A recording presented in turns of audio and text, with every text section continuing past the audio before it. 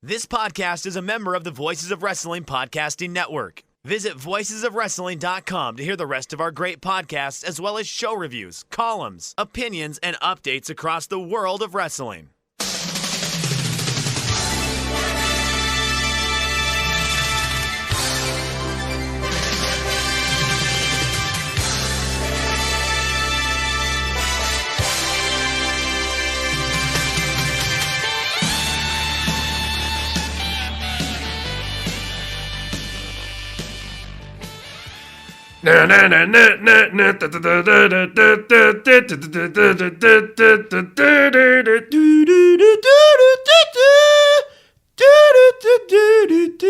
Hello everybody, you're listening to the Super J-Cast and it's our Wrestle Kingdom special. I'm Joel Abraham, joined by Damon McDonald. Damon, how are you doing? I'm great after that rendition. that was wonderful. I couldn't believe how many quality instruments you can replicate through your voice alone, Joel. You have a hit. It's layered, Damon. You did. You're like the Eddie Van Halen of doing voice stuff. I don't know what that means. What a wonderful time, Joel, right? I mean, we have had quite a week. And while you are already back home, I am currently in a hotel bed with my lovely wife, who is enjoying some YouTube videos right next to me. She gets to hear this as it happens. She's thrilled with this idea of 2 hours of pro wrestling talk after she's gone to 2 shows. But she admitted, Joel, I did get something from her, that she enjoyed herself immensely at both Dash and the Dome. So I got a double win right there. Well, could it be a triple win, Damon? Was there anything else that she enjoyed? Now that we are sponsored by the excellent Manscaped.com. Well, let's put it this way: we've had a very busy week, so we have the opportunity to have ourselves a Manscaped live groping if need. Oh, she just literally just hiked up the comforter and is shunned away from me in a most unromantic way. So maybe not. Maybe we're going to go 2 for 3 this time. What, you can't win a ball, Damon. No, certainly not. I'm gonna chuck this one, but as a loss. As she looks at me like, why am I here with this man? Oh, fuck. I'm going to have to find another angle in. All right, well, let's open up with a couple of questions then. Outlaw Mud Show Aficionado says, I need to know how big of a dent was made in Japan's Strong Zero inventory. Oh. And Anders says, what is your favourite memory from this Tokyo trip? Wow. Oh, my God. Well, okay, let's talk Strong Zeros first and stay on brand here. Our good friend and listener of the show, Manabu, is a legend. This guy, on both nights, both days, whatever you want to call it, both, fourth and the fifth, brought Strong Zeros, like 7 each day, all in different flavors. We had we had the variety pack of Strong Zeros during this trip. Let me list them. He told me exactly what flavors are. So we had triple lemon, bitter lemon, salty lemon for fried chicken, triple grape, white grape, triple peach, flash feeling lime, bitter orange, double grapefruit, double shikawasa, double fully ripened plum, yuzu double, and dry. So he literally bought one of every flavor for us. Isn't that unbelievable that he is so great to do that, to spend the time to be like, oh, they had that one. Let me make sure they get this one. Unbelievably great. And snacks and magazines. Right. Was it like he's a legend. And I think he's hilarious. I think he's funny as fuck. You know what he said to me yesterday, Dave, when I was chatting to him on the Line app, and he says, now I'm drinking Strong Zero and eating Jagariko. You know Jagariko, they're like the kind of long sort of potato snack things. Yeah. And he says, Strong Zero and Jagariko are a better team than the Young Bucks. I love him, and just talking like he would he would describe his favorite matches. Like he likes sprints. He doesn't like those long epic matches. Not a fan. And we were talking about that, and he was just making me laugh with those things. And once again, every year he comes, he hangs out with us outside, meets everybody. Is right in the mix with everybody, and then he leaves. And we beg him, we plead with him. We'll get you a ticket. You're here. Just get in the building. And he never does. He's just like, nah, it's not for me. I'm going to go home and watch it. I was like, he's the greatest. So every year it is such a treat to see. So the Strong Zeros were concerned. Now, night one, and I'm sure we're going to get a deeper dive into this. Night one wasn't the best night for Damon. But and Strong David, Zero, half the questions I received were addressing the issue of you falling asleep. Like seriously, about over half of them was some variant on that theme. So let's get that out of the way. I don't want to drag you over the coals for it. All right. Yeah. So again, again, and we're going to go through all this entire show. So, this is going to be a little bit scatterbrained because we're all still on cloud 9, and I'm still in the middle of my cloud. So. We'll talk about best Tokyo memory and best memory of the weekend, I'm sure, but let's just take care of this first, because I know it is a hot topic from many, and why not? Because how on brand, unfortunately. Again,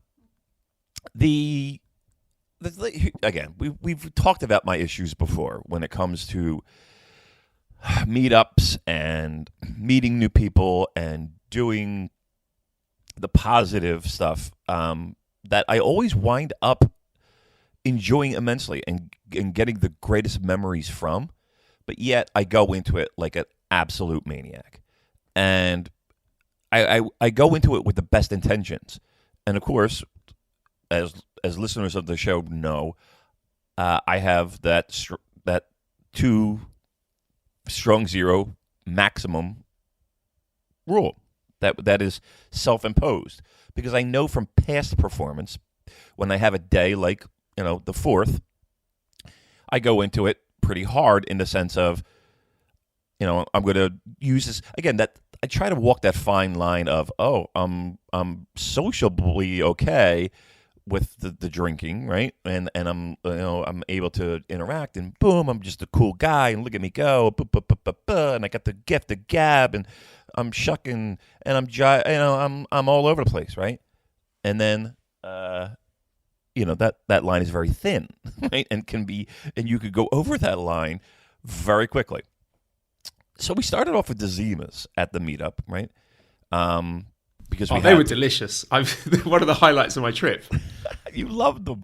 I find that hilarious. Again, these Zimas back in the day were, they were like wine coolers.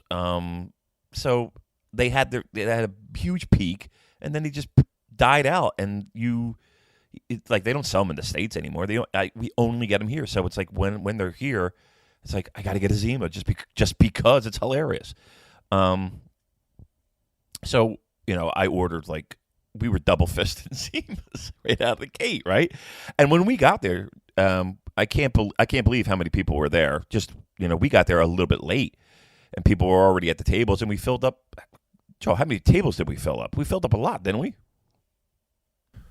Yeah, so we had decided, a little production meeting off air was that we ain't eating food on no TGI Fridays in Tokyo. So we met up for a little pre-game tonkotsu ramen, which was absolutely spectacular. Yeah. So, that soup is just so thick. Like you said, it's like engine oil. Anyway, so we had our tonkotsu ramen. So we rocked up fashionably late. And yeah, it was packed. So we struggled to get a seat. Yeah. Yeah, we almost didn't get in our own thing. We were like shuffled away back in a corner. And then, all right, so again, the minute we get there, it's like, okay, let's get the party started. Nolan and Liam are here. You know what I mean? And I remember saying that, we're Oasis, let's go in, and let's do this. And we we stroll in and everybody's there, and it's like, whoa, a little bit overwhelming right out of the gate. I was just like, whoa, there was a lot of people here.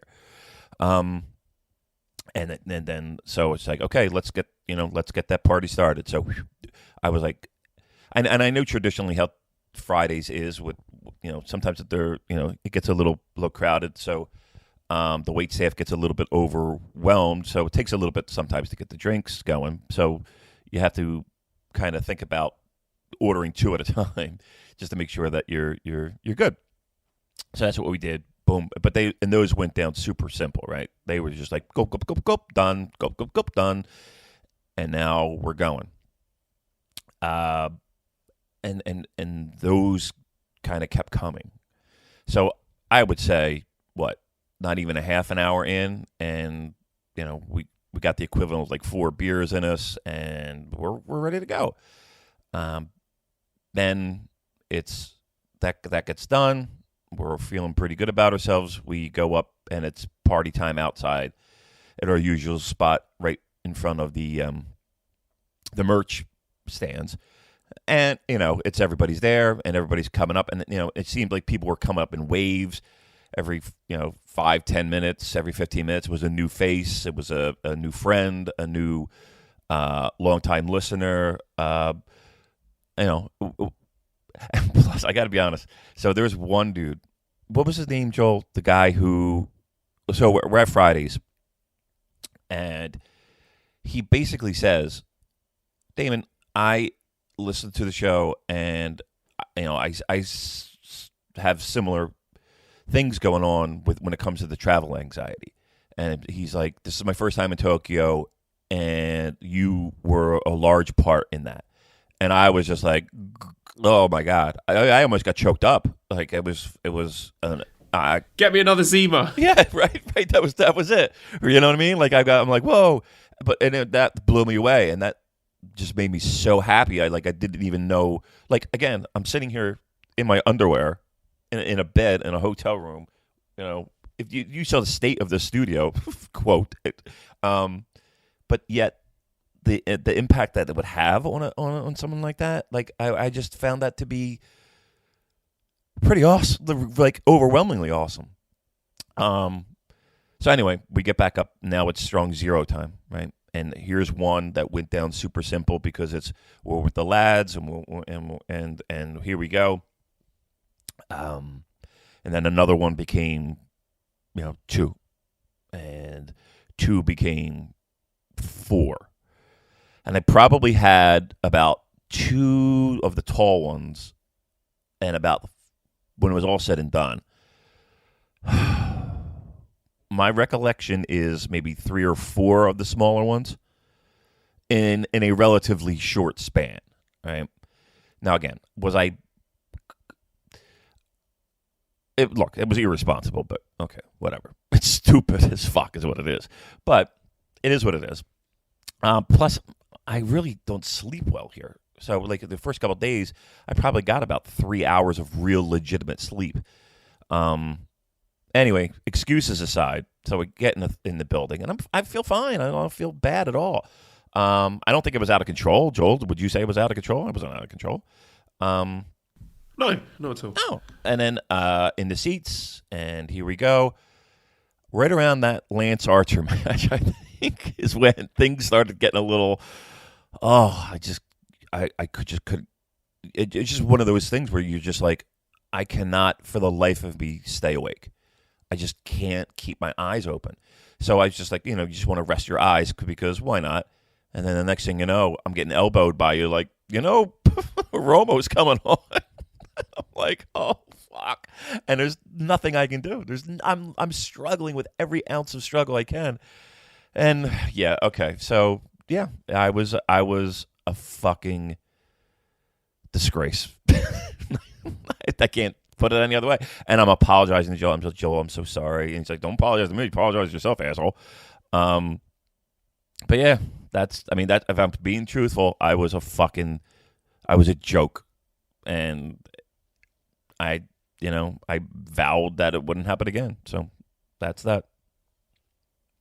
At least it happened on night 1 and not night 2. But I understand, and we did have a wonderful time. And I also want to say thanks to all the great people we met, particularly Catty from our Discords, who's a tiny pink mouse on the Discord, who had hand knitted some clothes and little socks and gloves and a hat for my future daughter.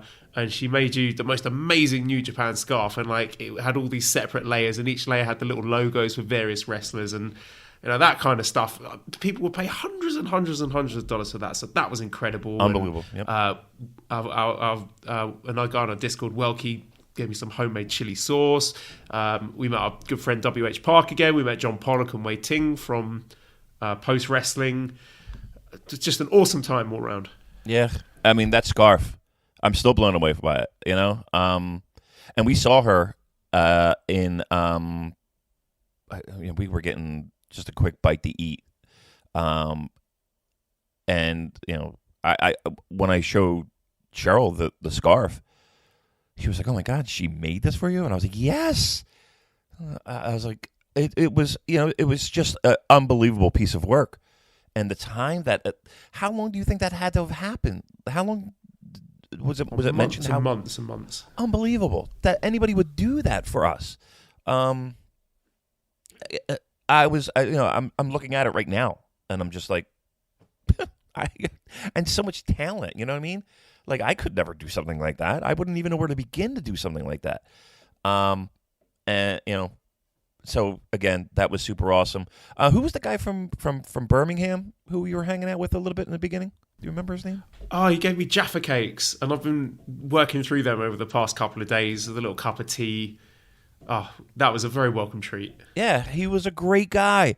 And again, he, just the fact that he's, I kind of gravitate to people who just seem a little shyer than maybe somebody else, just to make sure that I want them to feel included. I want them to have fun. I want to have a great memory. I'll do everything in my power to make that happen. So, to be like, no, you're sitting with us, you're hanging with us, come sit here. I don't want you just floating off somewhere else, and I want you to be in the mix because the mix is so much fun.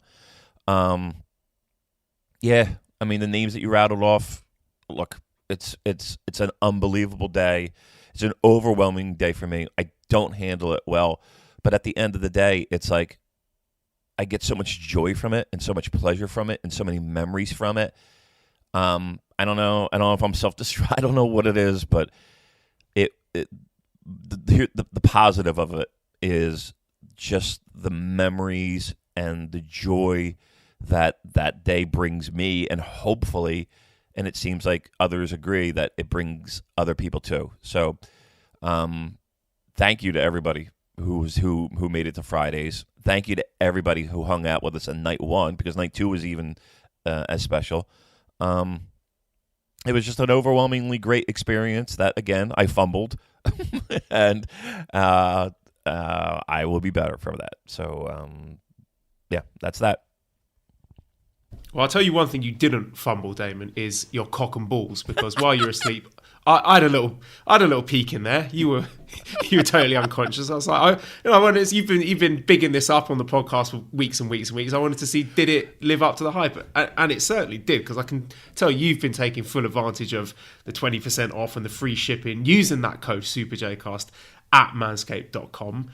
Joining all the other dudes helping themselves with the excellent products to keep yourself looking neat and tidy downstairs. Well, thank you very much. I appreciate the compliment. But again, all credit goes to that manscaped.com, right?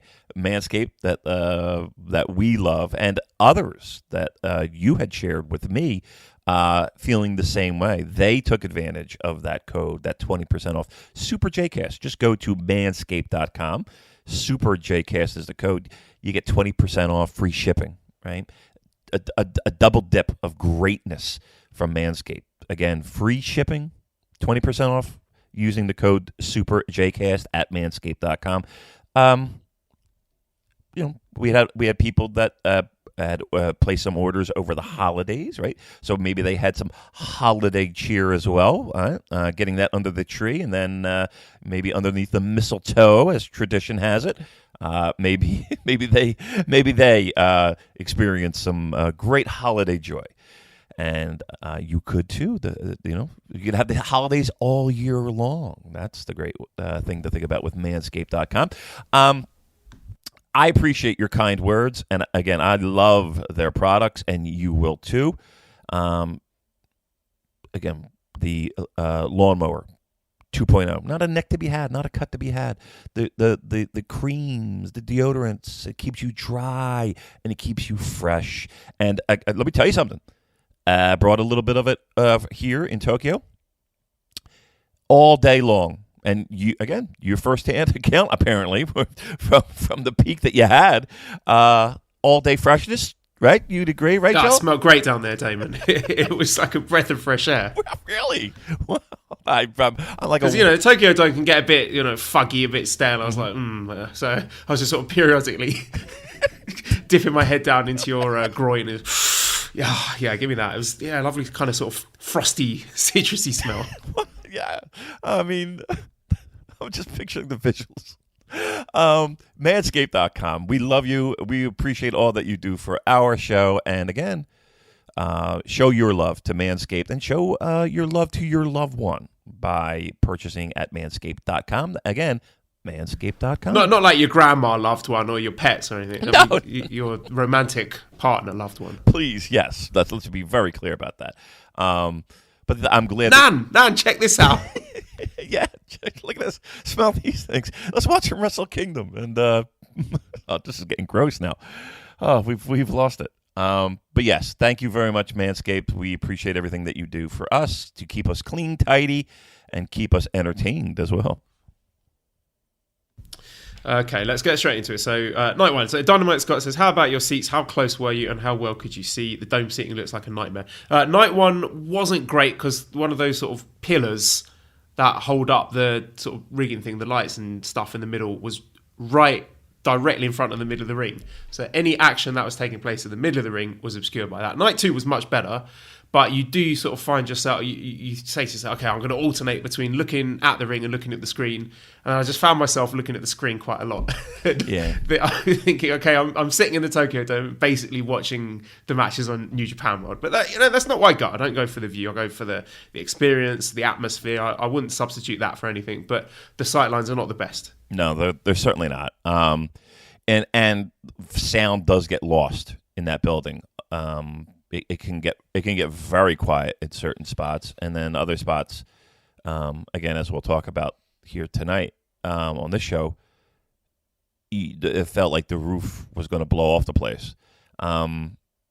It's more about the event itself, right? And it's more about just the atmosphere, because I don't care where I go to watch a show, I don't experience that kind of atmosphere anywhere else.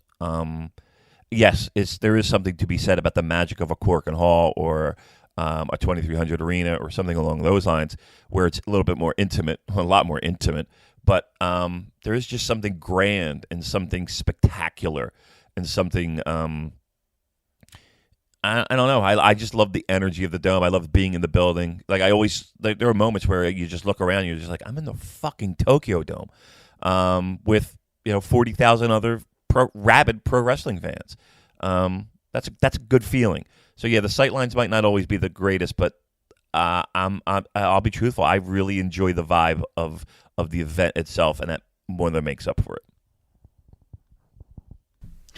All right. Well, the attendance for night one was 40,008, and they had actually opened up some of the outfield seats, so they could have said, "Oh, it's a sellout," but they didn't. They tried to go for a few extra tickets, and it's a huge win here, Damon.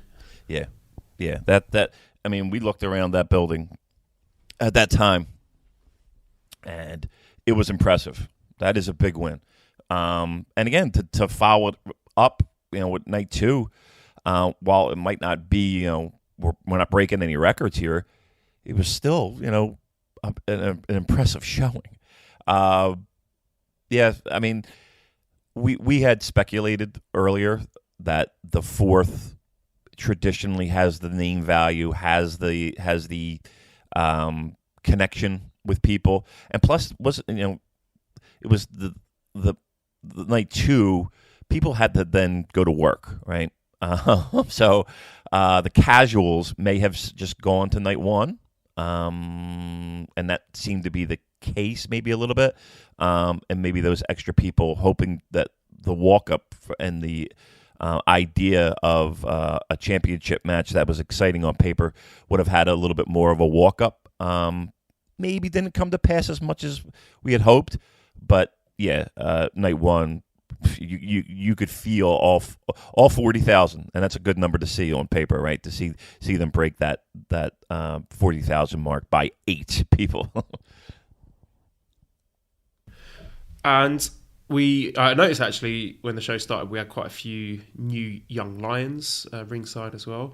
Now, Damon, when we talk about the matches with these reviews, I don't want to be accused of negativity because you know how much we hate New Japan. We're always ragging on them. People are sick of it. So only 2 match ratings are available to us here for this show. I'm borrowing from the legend Jim Sterling. So all these matches we're going to discuss will rate either great or perfect, okay? Okay, that sounds fine because, again, I don't want to be accused of being negative in any way, fashion.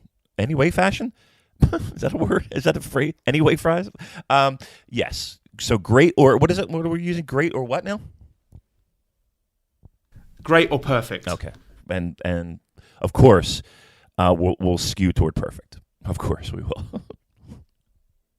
All right, so the opening match, this was untelevised. We had Stardom exhibition match with Arisa Hoshiki and Mayu Iwatani defeating Julia and Hana Kimura, with Mayu Iwatani pinning Hana Kimura in 9 minutes 4 seconds after a moonsault press. So this is a big moment for Stardom. Wonderful for them to go out and get their product in sold out, 40,000 capacity Tokyo Dome. Good match.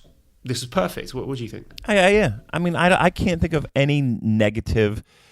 And again, I know we just threw out a little bit of a joke here, but only positive things came from that. And here's the thing: even before that match, they had promotional videos for Stardom on the video screens. So as people were getting to their seats and getting all set, they were already seeing a little bit of Stardom on their on a little taste before even the matches started. So there's nothing that could be negative from that experience. Would have been great to have it on the main show. And okay, all right, we're not even going to get into that. I thought this was a plus for all parties involved, and dare I say, I thought the match was pretty good. Right? I thought the match. I mean, listen, they're not going to give you the best of what they have, but in a sense of they're not going to give you their championship. Why would they do that? That would be stupid. They gave us a taste. They gave us a great They gave us a great plate of what people can expect from Stardom. Now, would it be great again to be on the live show? Yes. Would it be great to be televised? Great. These are all things that we've discussed before of why it didn't happen. What did happen was positive, and I'm giving it a thumbs up. Opening match 2, team of Alex Coughlin, Clark Connors, Carl Fredericks, and Toa Henare defeated the team of Yu Uemura, Yota Tsuji, Tomoaki Honma, and Togi Makabe, with Toa Henare getting the pinfall over Yota Tsuji, which was a bit of a surprise because I think a lot of us expected Makabe to get the pinfall here. And I know you and Toa Henare were enjoying a lovely bit of beef sukiyaki on Sunday while I was... you were doing it on Monday. I was supposed to be there, but we had to change it from Sunday because I had to go to fucking Akachan Honpo to buy baby shit. So how was your lunch with Hinare, and how happy were you to see him get the pinfall here? It was a pleasant surprise for the pinfall. What a great guy. I'm not going to lie. He was super nice. Look, Cheryl's got a new favorite pro wrestler, right? She was, nice and kind and funny, and it wasn't like a guy who was always hanging out with people, so he's going to be no, he was fun, and the meal was great. I felt bad, Joel. I really did, because it was unbelievably delicious, and what an atmosphere. We had our own room basically, on these huge, like very comfortable chairs. There were massive chairs, and they had the most comfortable pillows on there. Look, I felt terrible. I wish there was some way that it was you there as well, because you would have lost your mind. But Henare was great. Very, very friendly, very cordial. A good dude. We were talking about New Zealand a lot, and like I just wanted to talk to him. I just didn't want it to be like, let's talk pro wrestling the whole time, but let's. I just kind of wanted to get to know him, and he was a good dude. So that was great. And we were with the post wrestling guys as well. So awesome time. And our again, good friend of the show, Frazier. What a legend this guy is. To line this up and to make this happen. And I mean, again, we praise him for just being the good guy that he is. And he had a real special day lined up for us, and I can't thank him enough for it, because it's a memory I'll never forget. It was a great day. Right, well, if you've quite finished the Sukiyaki circle jerk, I'm going to get back to the match here. Now, Togi Makabe, who we talked about before the show started, he was in the ring for about 90 seconds in this match. He took one bump, Damon. It was a big spine buster from Carl Fredericks. And if you think that's incidental, then you are wrong. I think that is very deliberate and shows the respect and how high they are about Carl Fredericks. When you see him live, like, you really do see what New Japan sees. Like you can see why there's such a, I don't know. I don't want to say he's on a different level or anything like that, and I don't mean to say that as a disrespect to any of the other young lions, but man, you really can, especially in a live environment like that, like he did, like the Tokyo Dome and even Dash, like it didn't feel like the environment was too much for him. Like he felt like he fit just perfectly in like this scenario, and you can see why New Japan is kind of like giving him just a little bit more of a boost. It feels like when it comes to the young lion status, he looked sharp. I really just, I think the world of him. Even though he did puss out on that strong zero challenge, but that's another story altogether. Okay, and the next match then was opening match 3. Satoshi Kojima and Hiroyoshi Tenzan defeating Manabu Nakanishi and Yuji Nagata. Kojima pins Nakanishi after 5 minutes 47 seconds with a lariat. Damon, was this great or perfect? It was great. I mean, I have to be honest.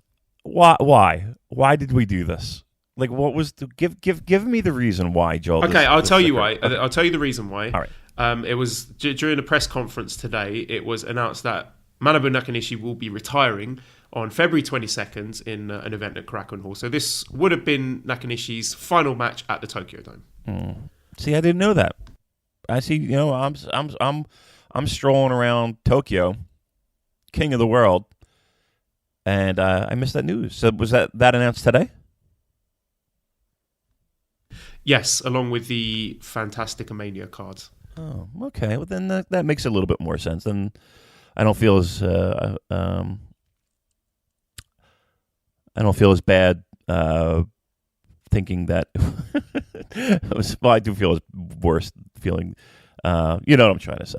I do a podcast. I can't talk. You know what it is? Because I'm sitting here in this bed with my. This never happens to me. Are you sitting or are you lying? We're lying. We're lying. I am. So you are vertical. Yes. Sorry, not vertical, horizontal. What am I talking about? Yeah. You're horizontal at the moment. You're doing horizontal podcasting. Yeah. And like I'm in a hotel room, so I don't want to be too loud, and because I know I have a bit of a booming voice, so it's just totally weird. I'm totally out of my element right now. And what's that? Are you getting a thumbs up? Oh, it's like, don't pay attention to me. Okay. But yes, congratulations, Manabu Nakanishi, for many great years. So I take back everything that I said of why this match had to occur. It makes perfect sense now. And we'll see you off in you said February? Yeah, February 22nd. Okay. Well, we're all excited, and I'm sure Goodbye to the our second favorite Manabu in New Japan sphere. Perfect. That's exactly right. All right. Right, first match then is the Jushin Thunder Liger retirement match 1. Ryusuke Taguchi, Tatsuhito Takaiwa, Shinjiro Utani, Naoki Sano with Kunyaki Kobayashi, defeating Tiger Mask, the Great Sasuke, Tatsumi Fujinami, and Jushin Thunder Liger with El Samurai with special referee Norio Honaga. I said, Damon, on the last podcast, are you sure we're not going to end with Taguchi doing a hip attack and 1, 2, 3, and you scoffed at me, and that's exactly what happened. Look, I understand, and I said this to you. The reason why I love Jushin Liger so much is maybe one of the things that gets me the most frustrated about him is that he is the guy that's like, no, I'm going out, and I will lose. In the moment, after it's all said and done, you see this with a little bit more clarity. But trust me, at the time of that occurring, is it fair to say, Joel, that I was not the happiest guy in the world with that finish? I want to try and find the tweets because I had your exact quotes down at the time. In typical thoughtful Damon fashion. Here we go.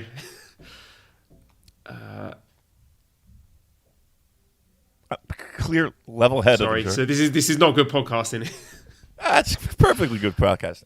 But let me give you, before you give the quote, I'll give you my thought process of so the pinfall occurs, and the first thing Sorry, I got it. Sorry, if I might interrupt. Okay. I fucking hate Taguchi, and I fucking want him dead. If they don't turn off Taguchi's fucking music, I'm going to blow up this place.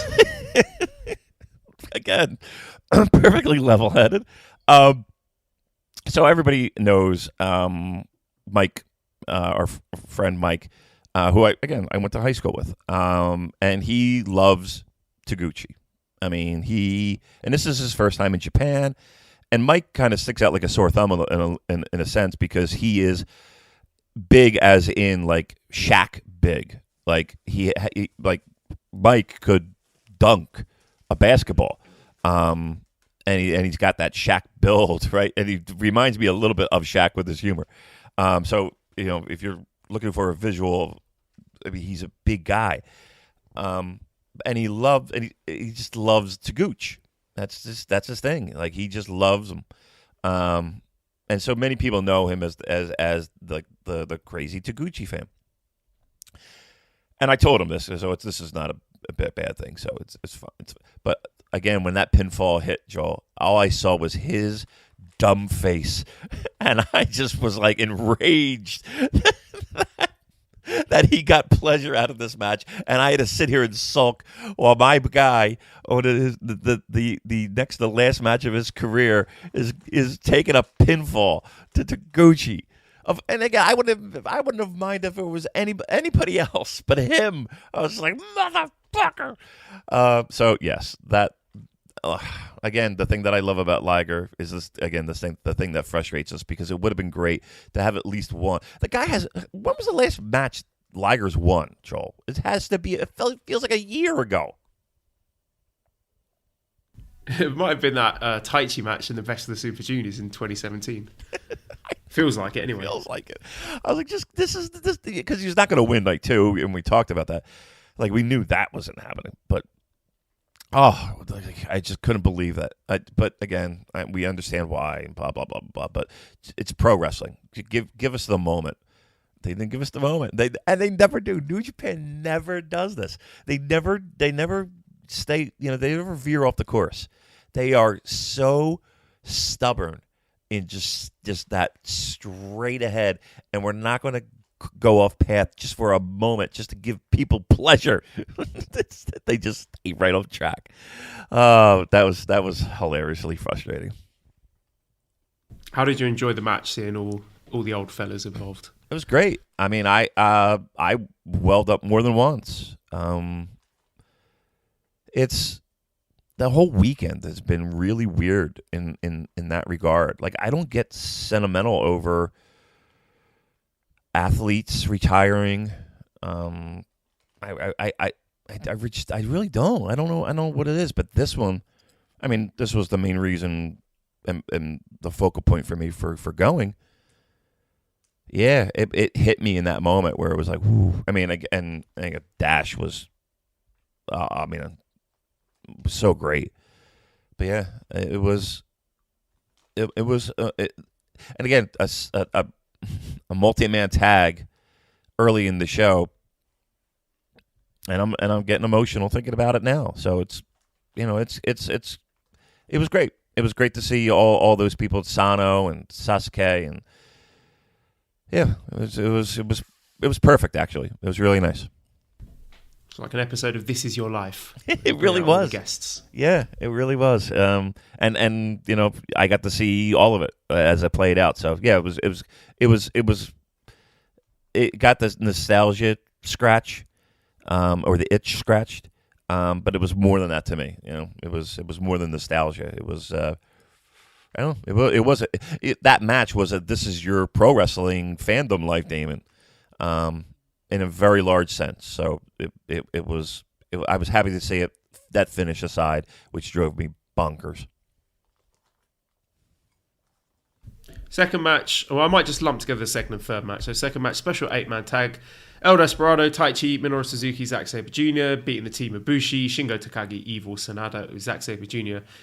Submitting Bushi with the Jim Breaks armbar in 8 minutes 39. And the third match, another special 8-man tag with Yoshihashi, Toriyano, Tomohiro Ishii, Hiroki Goto defeating Chase Owens, Yujiro Takahashi, Bad Luck Fale, and Kenta. Goto pinning Yujiro after 8 minutes 17 with the GTR. Were these great or perfect, Damon?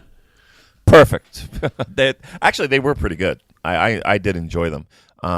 Again, when you get multi-man tags going 8 minutes, they're a sprint. They're not boring by any stretch. Look, I know, Dave. I know the work was good, and I know why they were there. They were to set up the night 2 matches, and I know plenty of people enjoyed them. But leave that shit on the Road 2 shows. Don't give me this in the Tokyo Dome. Like, if I'm in Japan, I go to Sushi Zanmai. I don't want no California rolls. You give me that premium tuna. What else can I say? I said at the time, these were unworthy of Wrestle Kingdom. These were the visible cracks in the 2-night format. They could have done better here. But, having said that, at least there was no Enzo. So, in conclusion, great, not perfect. Right. That is a valid point. Look, I had people come up to me and be like, what? Take the 16 minutes that you took to make sure everybody got on this show, and just give like a Shingo Ishii match or something along those lines. And I get that. I understand that thought process people have. These matches were there to help progress storylines, create future storylines, and to get people on the show. It felt like, and I think I could appreciate that. But you're right, Joel. I mean, give me the tuna as opposed to the California roll. And we got a couple California rolls here. The fourth match was IWGP Heavyweight Tag Team Championship match with David Finlay and Juice Robinson defeating the champions Tangaloa and Tamatonga in 30 minutes 25 seconds after Finlay pinned Tamatonga with acid drop, and Finn Juice became the new IWGP Heavyweight Tag Team Champions. This was a toilet break for a lot of people. I don't know if that's because of the match placement. It just came in the middle of the show where people needed a wee, or they just don't give a shit about these guys, or they don't give a shit about the titles. I like Juice's outfit though, the police hat with the multicolored fuzzy balls on the top and his handlebar moustache. I did notice that Gorillas of Destiny were looking a little bit forlorn out there. I think Nicole was mentioning something to me about how they might have had some personal business going on. I'm going to try and find exactly what she said, but I did notice that Tangaloa was repeatedly too sweet in the sky. So I don't know if they had something else going on. And they also on commentary said that it was Finlay's first Wrestle Kingdom match, which it wasn't, because Finlay was in the Never Six-Man Gauntlet in Wrestle Kingdom 11. And I like that the two of them were wearing matching gear. And it's just interesting that Gorillas of Destiny never win at Wrestle Kingdom. I thought they might keep this the belts and go on and break the defense record, but they didn't. They ended at 7 Bad Intentions have a record with 10. And they followed the match layout that I suggested on the last podcast, which means obviously these guys are confirmed listeners of the show. There's a moment I really like where Finley's getting attacked in the corner and then Juice is screaming, "Debbie, get out of there!"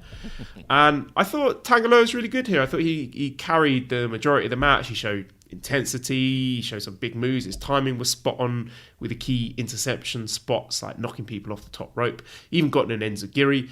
And he took the big top rope Hurricane Rana. He's a guy who gets a lot of stick at times, but I thought he did well here. And I thought Finley made a great babyface solo comeback from the Hurricane Rana reversal of the Super Powerbomb. There were some really good near falls with a kendo stick shot, roll up in particular.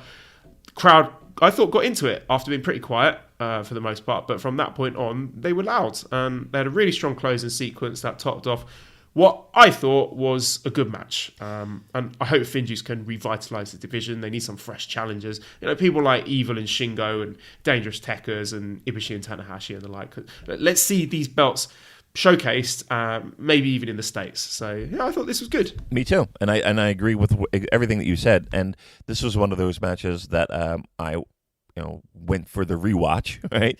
Because it was a little cloudy, in my memory. But you're right. They had a crowd that, and I don't know what this was, Joel. And even on night 2, and we made mention of it, there's a lot of people that get out of their seats for Juice matches at the Tokyo Dome. Why? Yeah, it's like a Pavlovian reaction, isn't it? As soon as you hear,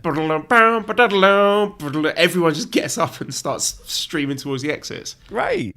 I mean, and we're huge fans of the idea of Juice and Finley and the actual it panning out of them winning the titles. I love it. I think it does breathe fresh air, and I do think God have had really good big spot matches for that involved the tag titles. They were in a very tough position where it did feel like they were going to lose that crowd quick, right? Because here's the thing: the crowd didn't have their backs in the beginning. The people were... Yeah, after that red hot Bullet Club versus Chaos 8-man tag, it was a thankless task for us to follow that one up. Right. I mean, and again, and this is not a knock on Juice, but when that music hit, it was noticeable people getting up out of their chairs, and whether that was bathroom break time or whether that was let's go get a snack time, let's go get another beer time, it felt that. But they won the crowd back during that match. And it did feel like that there were, especially again that closing stretch. I thought the people that stuck around with it or got back in their seats at least were into it and were invested in it. And I love the idea of them as tag champs. I think it does bring freshness. I love the idea of these names that you mentioned, especially that last one. In 3 days, we've really put some new life and the possibilities of the tag titles being relevant again are pretty clear. I can't imagine them fucking it up. It's because it's there for them if they want it to make these tag titles relevant again. Yeah, I just had a look and there's something about. He mentioned they were wrestling with a heavy heart, so yeah, it looks like something may have happened to them in their personal lives which affected that. But again, if that is the case, they managed to compartmentalise that and put on what I thought was a decent match. So the next match on the card was the 5th match, which was the IWGP US Heavyweight Championship match, the Texas Death Match, where Jon Moxley, the challenger, defeated the champion Lance Archer in 40 minutes 26 after a Death Rider through 2 tables, and Jon Moxley became the new IWGP US Heavyweight Champion. And I really enjoyed Lance Archer's new outfit, the spiky helmet, the trash can lids with Mox's name spray painted on them. And he looked like he was having a blast out there. And it's so great to see him get a big singles match at Wrestle Kingdom, even though he didn't win. And I'm not sure he would have got that match had it not been for the Typhoon and Moxley's cancelled flight prior to Wrestle Kingdom. So, good for him. And I thought it was a huge improvement on last year's US title match at Wrestle Kingdom. They had a hot start. The crowd sounded really into it. And the fans really loved Moxley as this unhinged, defiant brawler. He feels like such a star in this company. And the intensity, the brutality of both guys made it really compelling. There's some nasty weapon spots. There was Mox getting a chair thrown in his face. Archer driving the point of the kendo stick into Mox's throat. Archer throwing Gabriel Kidd at him. There was a chokeslam onto the apron, suplex onto chairs. There was even an EBD claw with a plastic bag suffocation spot. And there was one moment where Archer slipped on the rope walk, and Mox, being an absolute pro, didn't miss a beat, just started battering him with a kendo stick and covered that really well. And I really like the way that the weapon spots were used to subvert each other's regular moves, the signature moves. And they didn't overdo it with the count spots. There were only a handful of them, and the first was well into the match after a suplex onto the two chairs and the trash can lids and a flying knee. So they weren't like counting after a side Russian leg sweep or anything like that. And the transitions from spot to spot weren't as laboured and contrived as last man standing matches usually are. I thought for the most part they're pretty snappy. It was like bam, bam, bang, one spot to the next without too much time setting things up. One thing I disliked is doing the spot where there's a big crowd of people standing and waiting to catch a guy. I'm with CM Punk on that one. We should stop doing that. The EVD claw counter into the armbar was great. Finish was really great with the table spot teases. Like first they were teasing the blackout through the tables, then a spear through the tables, then a chokeslam through the tables, until we got the decisive Death Rider, which looked amazing. There was blood. Great little touch of Archer just nearly getting up. He made it to his knees by the 8 count, but then he just rolled over and he was done. And I also really enjoyed the fact that there wasn't a clear babyface and heel dynamic here. It's just two violent, crazy guys beating the piss out of each other, and the crowd were really hot for this match. And not the kind of match we usually get in New Japan, let alone Wrestle Kingdom. So I think when they're used sparingly like this, they're really effective. They're a welcome change of pace. So great job, both guys. I agree 100% with what you just said. It was a change of pace that energized the people in that building. It was a change of pace in, again, we're seeing tables and weapons, and it was just something to shake you, right? And to kind of wake people up, except, of course, me, the joke side. But yes, it's in hindsight, again, looking back and remembering what we said, and the feedback that we would get was, I don't know if this is going to be that great, and I don't know if this is what we're looking for in a Wrestle Kingdom show, and Texas Deathmatch, what exactly does that mean? Because, we're pretty conditioned to seeing these things not being, at least in modern times, being that great of matches. So felt like they had a lot of negative pressure on them, applied by dopes like us, questioning if they could pull it off. On the other hand, I know you have two motivated guys that were going to do creative things, dangerous things, and provide that car crash element.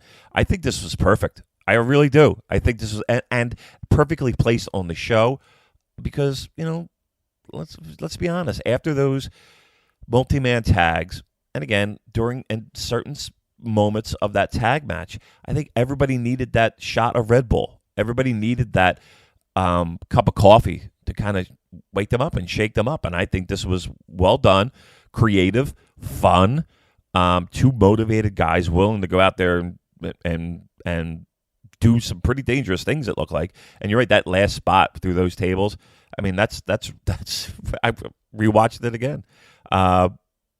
It was dangerously great, right? I really thought so. So, no, thumbs up for me on that one. Sixth match was the IWGP Junior Heavyweight Championship match with challenger Hiromu Takahashi defeating the champion Will Ospreay in 24 minutes 33 seconds with a time bomb 2 as Hiromu becomes the new IWGP Junior Heavyweight Champion. And I said last week, I thought there was terrific build with, you got the current unbeatable ace of the division in Ospreay against the guy who was going to be that ace until his injury. And they did a really good job building up just a little shred of doubt in the Road 2 shows as to whether Hiromu could hang with an extremely confident Ospreay. Hiromu's entrance video is completely bonkers. I loved it. You got cats, you got flowers, silly dancing. I remember originally thinking in 2017 that Hiromu would be a kind of Brian Pillman, like dangerous lunatic character, but he's evolved into something totally unique with a superstar aura that I think has got the potential to transcend the usual ceiling that the junior division typically has. I mean, the fact that it was the third from the top on this show, I think speaks volumes to that. It's getting there. And Ospreay did a terrific job in 2019 pushing those boundaries. So I would love to see Hiromu take it to the next level, elevate the division even further. I'd love to see the title main eventing more shows this year. And Hiromu's outfit was beautiful. He looked like a bird of paradise, like he was part of the Notting Hill Carnival or something. And also shout out to Will Ospreay's white tiger outfit too. And I did speak on the last podcast. I had some worries about whether Hiromu could still keep up with the pace of a top match, especially after a few dodgy moments in the Road 2 shows. But he did not miss a single beat in this match. And Will was acting like a complete knob, which was great. He was slapping Hiromu on the head and relaxing on the top rope and stomping on Hiromu's neck. And he did the hangman DDT on the same bad neck and is repeatedly going after it throughout the match. And I saw shades of Okada in Ospreay to that effect. And they had that incredible spot that everyone's talking about with the Sasuke special into the German suplex on the ramp, and Will lands on his feet. Hiromu suplexes him through the ropes back into the ring, and then there's another Sasuke special. It was really innovative, well executed. The only slight thing, there was an unfortunate dropkick missed by Ospreay, and I just wonder if Ospreay was reluctant to really nail Hiromu with it, considering his injury. But it wasn't a big enough problem to take me out of the match. And they had a nice story later on with Hiromu trying to avoid the hidden blades, which he did twice. The first one, he collapsed in exhaustion. And that made me think, when Will finally landed it, that Hiromu was done. I thought he'd lost, because that move has been pretty well protected. I think Ibushi is the only person who survived it. And I loved Ospreay using the Made in Japan as a little nod to his rivalry with Shingo. And then the Liger tribute with the shooting star press. And the crowd really bought into the Oscar near fall, in spite of the fact Ospreay doesn't pin anyone with the Oscar anymore. And there was that awesome sequence later on where he went, Hiromu goes for the lariat and Will flips around into the powerbomb, and then Hiromu transitions that into a destroyer. That sequence was breathtaking. And that was a moment, Damon, where I knew Hiromu is fucking back. He's as good as he ever was. It was flawlessly executed. And this match, it just felt like a true epic when Hiromu survived the hidden blades. Ospreay kicks out the time bomb. No one's ever done that before. So Hiromu busts out his new finisher. And they asked him about it. What's the name of your new finisher? He goes, Time Bomb 2. He looked like he hadn't really thought about it. And then Gino said, as he landed the move, Gino goes, oh my God, he's killed him, which was a great call. And apparently Will Ospreay worked this match with a broken heel, which is absolutely staggering to me. Just two of the best wrestlers on the planet, in my opinion. This lived up to all my expectations. One of, if not the best junior title matches at Wrestle Kingdom. And like the announce team said, this was main event worthy. Oh Christ, yeah. It was unbelievable. Watching this on New Japan World, and I have to point out the excellent job and the commentary team to add even an extra element to a match that was just unbelievable. I mean, look, say what you want about Will Ospreay, whether you're a Will Ospreay fan or not. How could you hand wave this match? Hiromu, I don't think there's a person on planet Earth that right now can have a negative thing to say about Hiromu, right? I mean, you're right. He feels like he is legitimately on another pro wrestling level when it comes to who he is. Because here's the thing, you're right. It's very easy to be like the crazy, wacky, off my hinges kind of dude, and have that be tired and played out. And okay, yeah, we get it. You're crazy. You're a wild guy. He just has this charm and lovability, and at the same time, an unpredictableness. It's like take the best parts of like Sabu, right, back in the day, and take the best parts of the Brian Pillman is a great example of a guy kind of on the fringes, but add a freshness and a modernness and a 2020 element. He is not a black t-shirt guy. You know what I mean? Like he is color and he is vibrant, and his matches are absolutely spectacular to boot. So my biggest disappointment, to be honest, is that we're going to put Will and Hiromu on the shelf, and we're probably not going to see that match again for a little bit. I think these two are arguably,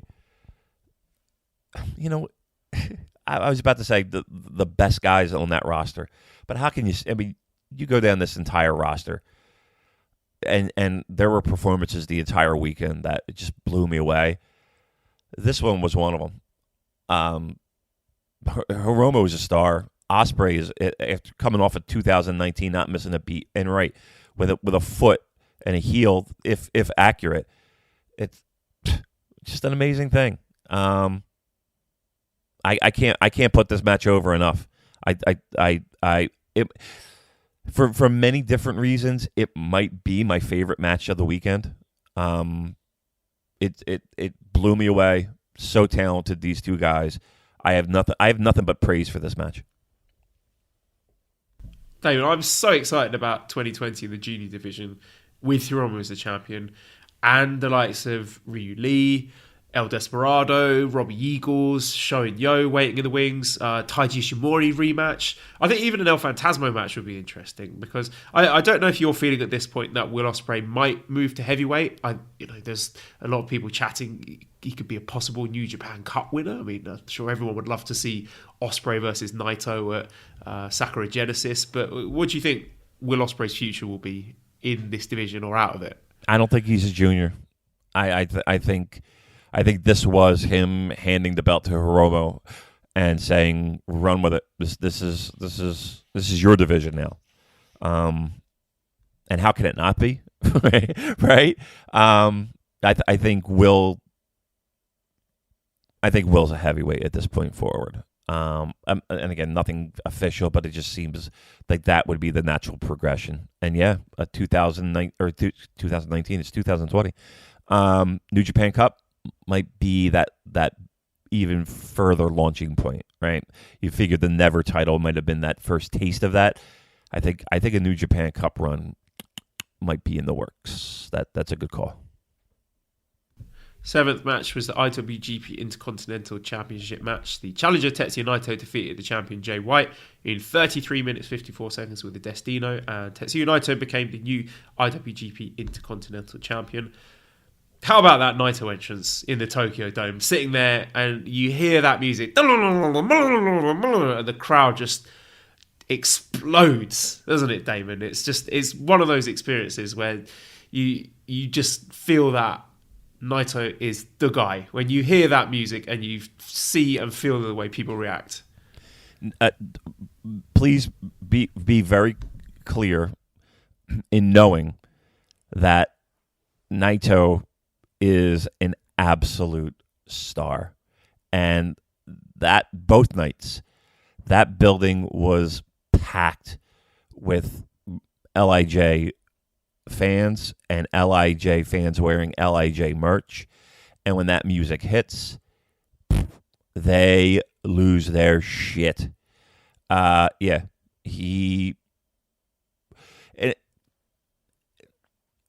don't know if there is this idea that post Wrestle Kingdom you're going to get this Naito letdown, because everything's been built and built and built, and finally climaxed at Wrestle Kingdom. My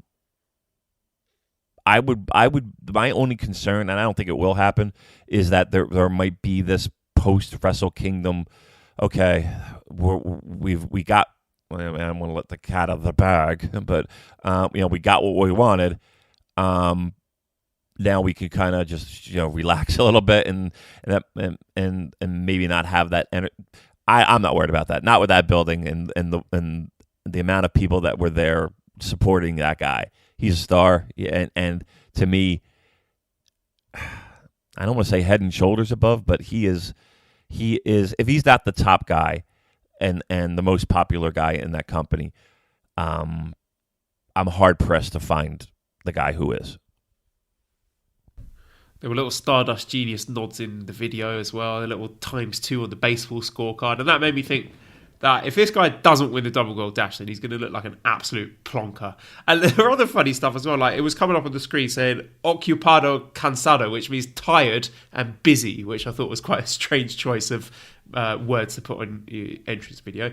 But I really enjoyed the story of Naito's reconciliation with the Intercontinental title on last year's Wrestle Kingdom after the Jericho match, where he used it to hit Jericho and won the title, and it seemed that the IC title was his destino. And what fucking great long-term storytelling. Oh my gosh. And the first half of this match, it was more of the same from these two. It was Jay White healing it up and Naito responding in kind by spitting in his face and throwing the mind games right back at Jay. And it was a definite change of pace from the previous two matches, which I understand other people found jarring.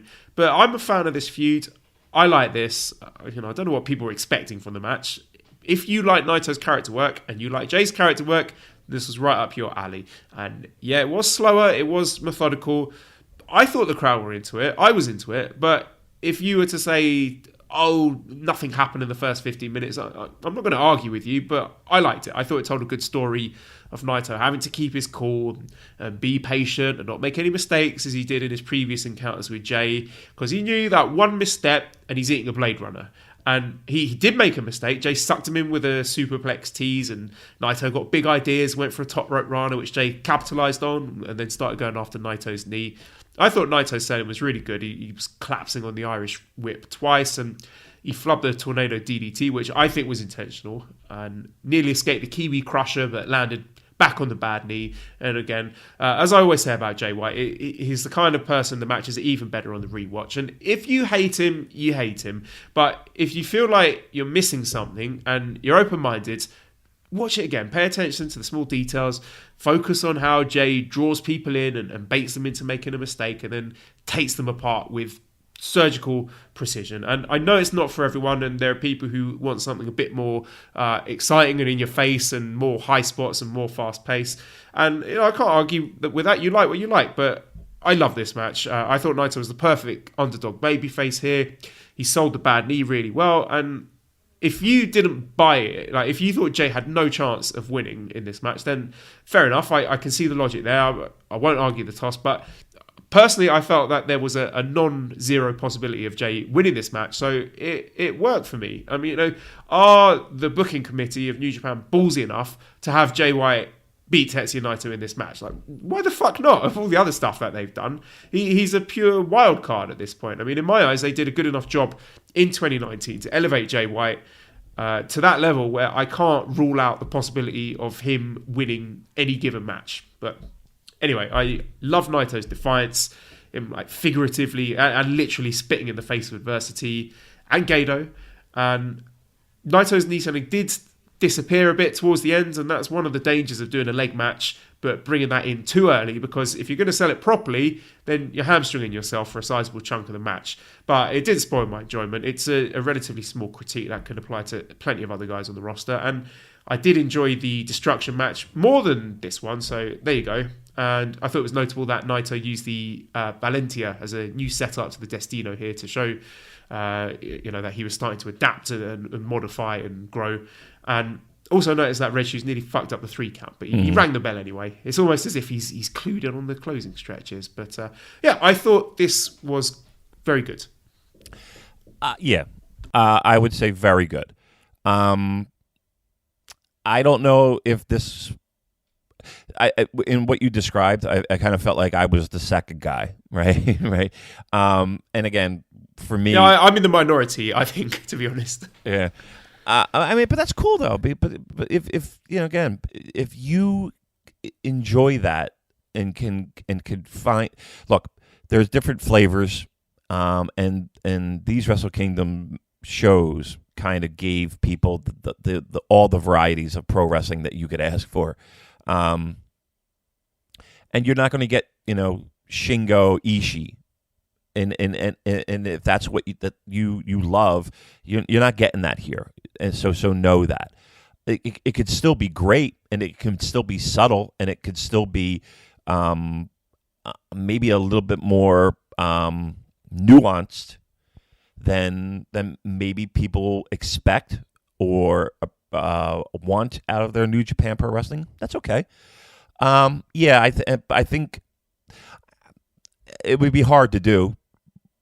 But I think match placement had a really look that was a tough match to follow, right? Hiromu and Will. That's a tough place, and especially if that's, you know, the style that we're looking at here with Jay that you're traditionally getting, and even to a certain degree Naito. I do love the fact, and the thing that had me glued on a rewatch, even knowing, you know, the result, and even knowing what had happened, is the fact that he is always, Jay White is always that wild card. And to me, there was no one else in those. There's no other guy with the opportunity of the four that had me concerned in the sense of, this guy definitely will win, or this guy that, like, Jay was that always, even in our preview, was always that wild card. He was always the guy that was like, well, he's beating everybody, and he does it in the most shocking ways, right? And clear way. I mean, the guy's beating everybody. The guy's a star, right? Why not? Why couldn't he? Again, everybody went into it with Naito being the guy. And how could they fuck him over again? And all the things that we talked about before.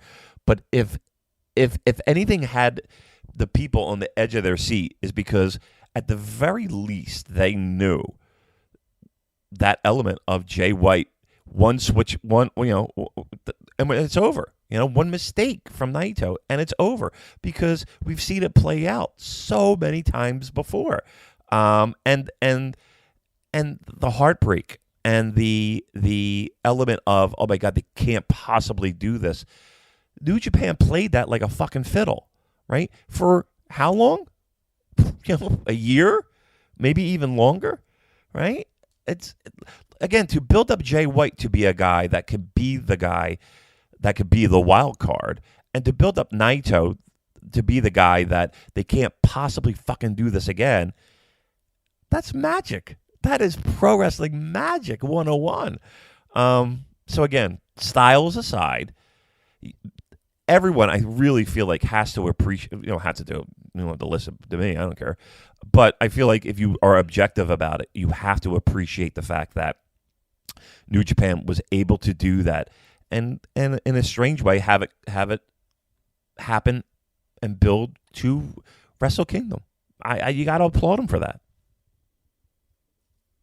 I did see an interesting story, actually. Naito apparently had muscle paralysis in his eye throughout. Well, I think he had most of it last year. He had double vision. He wasn't able to see properly, but finally he's got that fixed, thankfully. Wow. Let's move on to the main event then, the 8th match for the IWGP Heavyweight Championship, where the champion, Kazuchika Okada, defeated the challenger, Kota Ibushi, in 39 minutes, 16 seconds with the Rainmaker. So Okada successfully retained his IWGP Heavyweight Championship. We got a remixed Ibushi theme, and I know it's become idiosyncratic with him at this point, and you could say this about plenty of others, but is it just me, or is Ibushi's haircut really terrible? Like, it legit looks like he's wearing a little helmet. Yeah, but everything else is perfection. So the guy could basically have a mop on his head. You see those abs? Oh, you know, No, I try not to. Yeah, no. Oh my God, you're too busy at my crotch. Thanks, Manscaped. He, can we do a victory lap? Can I do a victory lap? For what? You could take victory lap for hundreds of things. We're great. Well, that's true too. But look, I really thought that Kota Ibushi was the one guy who had enough sponginess to be able to take a pinfall here.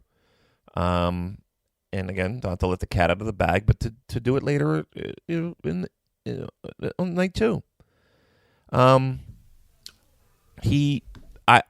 I'll tell you what, the one thing that blew me away. How about that entrance from Okada?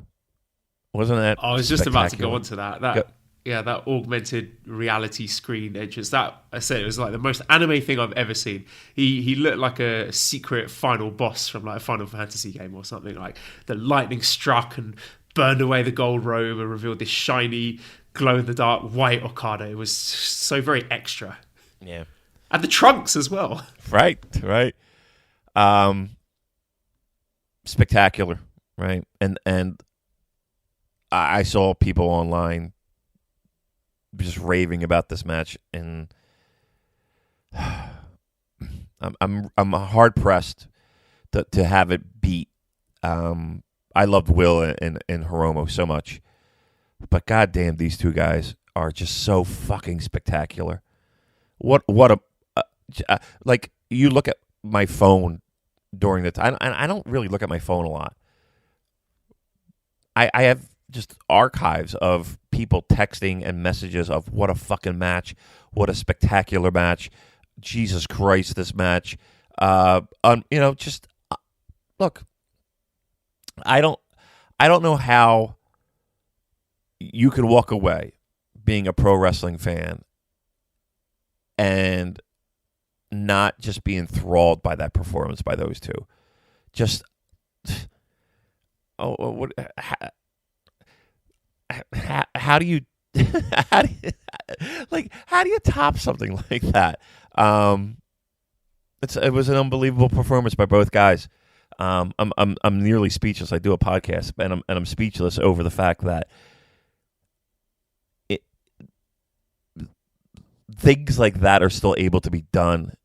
Like breaking the bar of what a great match is. Like that match was just spectacular from bell to bell, from even before the bell, right? The entrances included. I don't know, and I don't know how people can just hand wave Okada at this point, and not put him down as one of the greatest pro wrestlers of all time. And I don't even think he's reached his peak yet. That's what's scary. Like he's still, I still think we're still on an uphill climb with him when it comes to Okada. I'm thrilled that again they have confidence in a guy like Naito to have him win in a spectacular fashion. But goddamn, if Okada isn't the greatest pro wrestler on planet Earth, I don't know who the fuck is. He is just that damn good. Yeah, there was a slight worry that having 2 days of Wrestle Kingdom might make January 4th not feel epic enough, but this had the aura of a Wrestle Kingdom main event.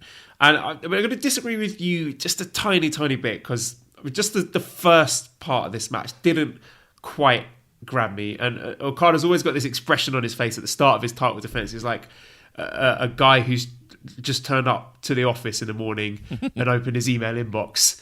And the first 10 minutes or so of this, they were a little bit boring. It's your standard Okada title match formula. Lots of headlocks, lots of chin locks, facial reactions. Like you want to use the photocopier, but someone else has got there first, and they're doing a lot of copying.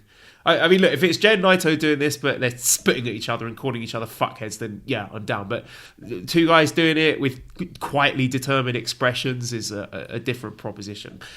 But putting that to one side, they did a strike exchange, they did a Rainmaker tease, standing moonsault, and I was thinking, okay, we're cooking here. But then they went right back to a big rear chin lock. So that was great. Not perfect. That was great. It was just great, Damon. And I just find Okada most interesting when he's a prick heel, and Ibushi's interesting when he goes murder Ibu. And we got there eventually. It did take us a while to get there. And if you love one or both of these guys, then you probably enjoyed the first part of this match more than I did. And it did definitely pick up when they started getting visibly frustrated as they were landing their signature moves. Saw it wasn't getting the job done. And there was a moment halfway through where Okada missed with a Rainmaker, and Ibushi did a backflip and just landed right on his head. I think Okada was supposed to catch him, but I guess flinging yourself onto your head for no reason is just a standard day at the office for Ibushi. And then he dropped Okada on his head with a bastard driver, so the match just turned into this obscene head drop contest. And then they started throwing their bigger moves and just really laying into each other with some stiff shots, and Ibushi ate a few big uppercuts, and then you saw that switch flip, and he got that terrifying, emotionless, blank look on his face, and he started no-selling the forearms, no-sold the drop kick. He starts rubbing his nose like he's coked off his nut, and it was about 25 minutes in when he started doing those palm strikes and the kicks and the slaps on Okada, and it got really fucking good, and some people started to boo, and then we got more head drops. We got that ugly swan dive German suplex, the spinning tombstone counter from the lawn dart, which in previous years that had been the big death move that precipitated the decisive Rainmaker. But I loved how Ibushi reversed the Rainmaker with his own big fuck off lariat. It was so simple but so effective. There was just like a really sort of visceral brutality to this, and it stopped feeling like a wrestling match and more like two dudes trying to kill each other. Yep. Okada kicked out of the Bomaye at 1. He kicked out of the Kamigoye, and you save this shit for Wrestle Kingdom, and it feels epic. And just a side note here, I'm very, very glad Ibushi didn't do a one-winged angel, because he's his own man now. And they had a dueling wrist control spot for the Rainmaker and the Kamigoye. That was an interesting touch that was picked up by the cameras. And then just Ibushi was kicking 7 shades of shit out of Okada. It was so good. And then the most dramatic moment was Ibushi missing the Phoenix Splash, which is a curse move at this point with a very deep history. And then he ate a spinning lariat and a Rainmaker, and he still kicked out, and everyone lost their minds at that point. And then Ibushi ate 2 more short arm lariats. They weren't the full Rainmakers, and then you really thought that was it. And I couldn't believe it when he ducked the Rainmaker, hit that head kick, and then kneed Okada in the chin, and the dome exploded. But it turned out that was the last gasp from a man who'd literally thrown everything at Okada, save for the knee padless Kamigoye. And this is what you want from a Wrestle Kingdom main event. Just guys battering each other, throwing all their big shit, reversing, kicking out of each other's finishers. You save it for the big occasions. I always love it. And I thought it made Ibushi look very strong in defeat. And I wondered how hard they were going to go in this match, considering they'd be action the next day, but my fears were very much unfounded. This was fucking awesome. That's exactly, like, how do these guys top every year? You know what I mean? Like, how do you do it? Because here's the thing: we're gonna come back here in Tokyo next year, and it's gonna be the same. We're gonna have the same conversation. We're gonna have the same feeling of, oh my god, quite arguably one of the greatest matches you'll ever see live. Quite honestly, one of the greatest matches you'll ever see on tape or on digital or whatever. How is it possible? Like, what's the next level? You know what I mean? Like, where do you go from here? And you're right, to save these things for the big spotlight, the big building with 40,000 people, it's significant and it's important. You know, I'm sitting here talking about it, and I'm like, did I like this more? Like, was I loved Hiromu and Will. But man, this match had everything. At the closing sequence, like, just watching it again, just I don't think you lose. Well, look, to experience it live, and I saw the closing stretch. Like, I was well functioning by this point. That building was just on fire. Is this your match of the weekend? No. God, I keep going back and forth with Will. This, obviously, night 2, which we'll talk about in a second. Is this number 2?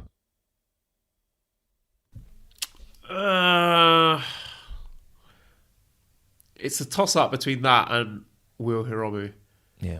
Because they were very different sorts of matches, weren't they? Will Hiromu was the high-paced, athletic, spectacular, junior, high-flying, dangerous stuff. But this was, like I said, just two guys trying to murder each other in the middle of that ring. So, do I have to pick a favourite? Gotta pick a favourite. Sophie's choice. Gotta pick one. I'll probably go for this one because I just felt there was more gravitas to it, and just when Ibushi started laying into Okada and it started to look like a shoot fight, then I felt it became very special. It was amazing. Yeah, I mean, again, the more that we talk about it, and the more that I just remember, this was an epic. Look, the best thing I could say is this: this was an epic Wrestle Kingdom main event that delivered on every level. I mean, if that's not on the early contender for you're always going to see Wrestle Kingdom stuff come year-end awards, and I can't believe I'm talking 2020 year-end awards. There's no doubt in my fucking mind this will be a high-placing match, and we've just started the calendar year. There's no doubt in my mind that people will not put this. This is a top. This is a let's put it this way. That match, is that better than our match of the year 2019?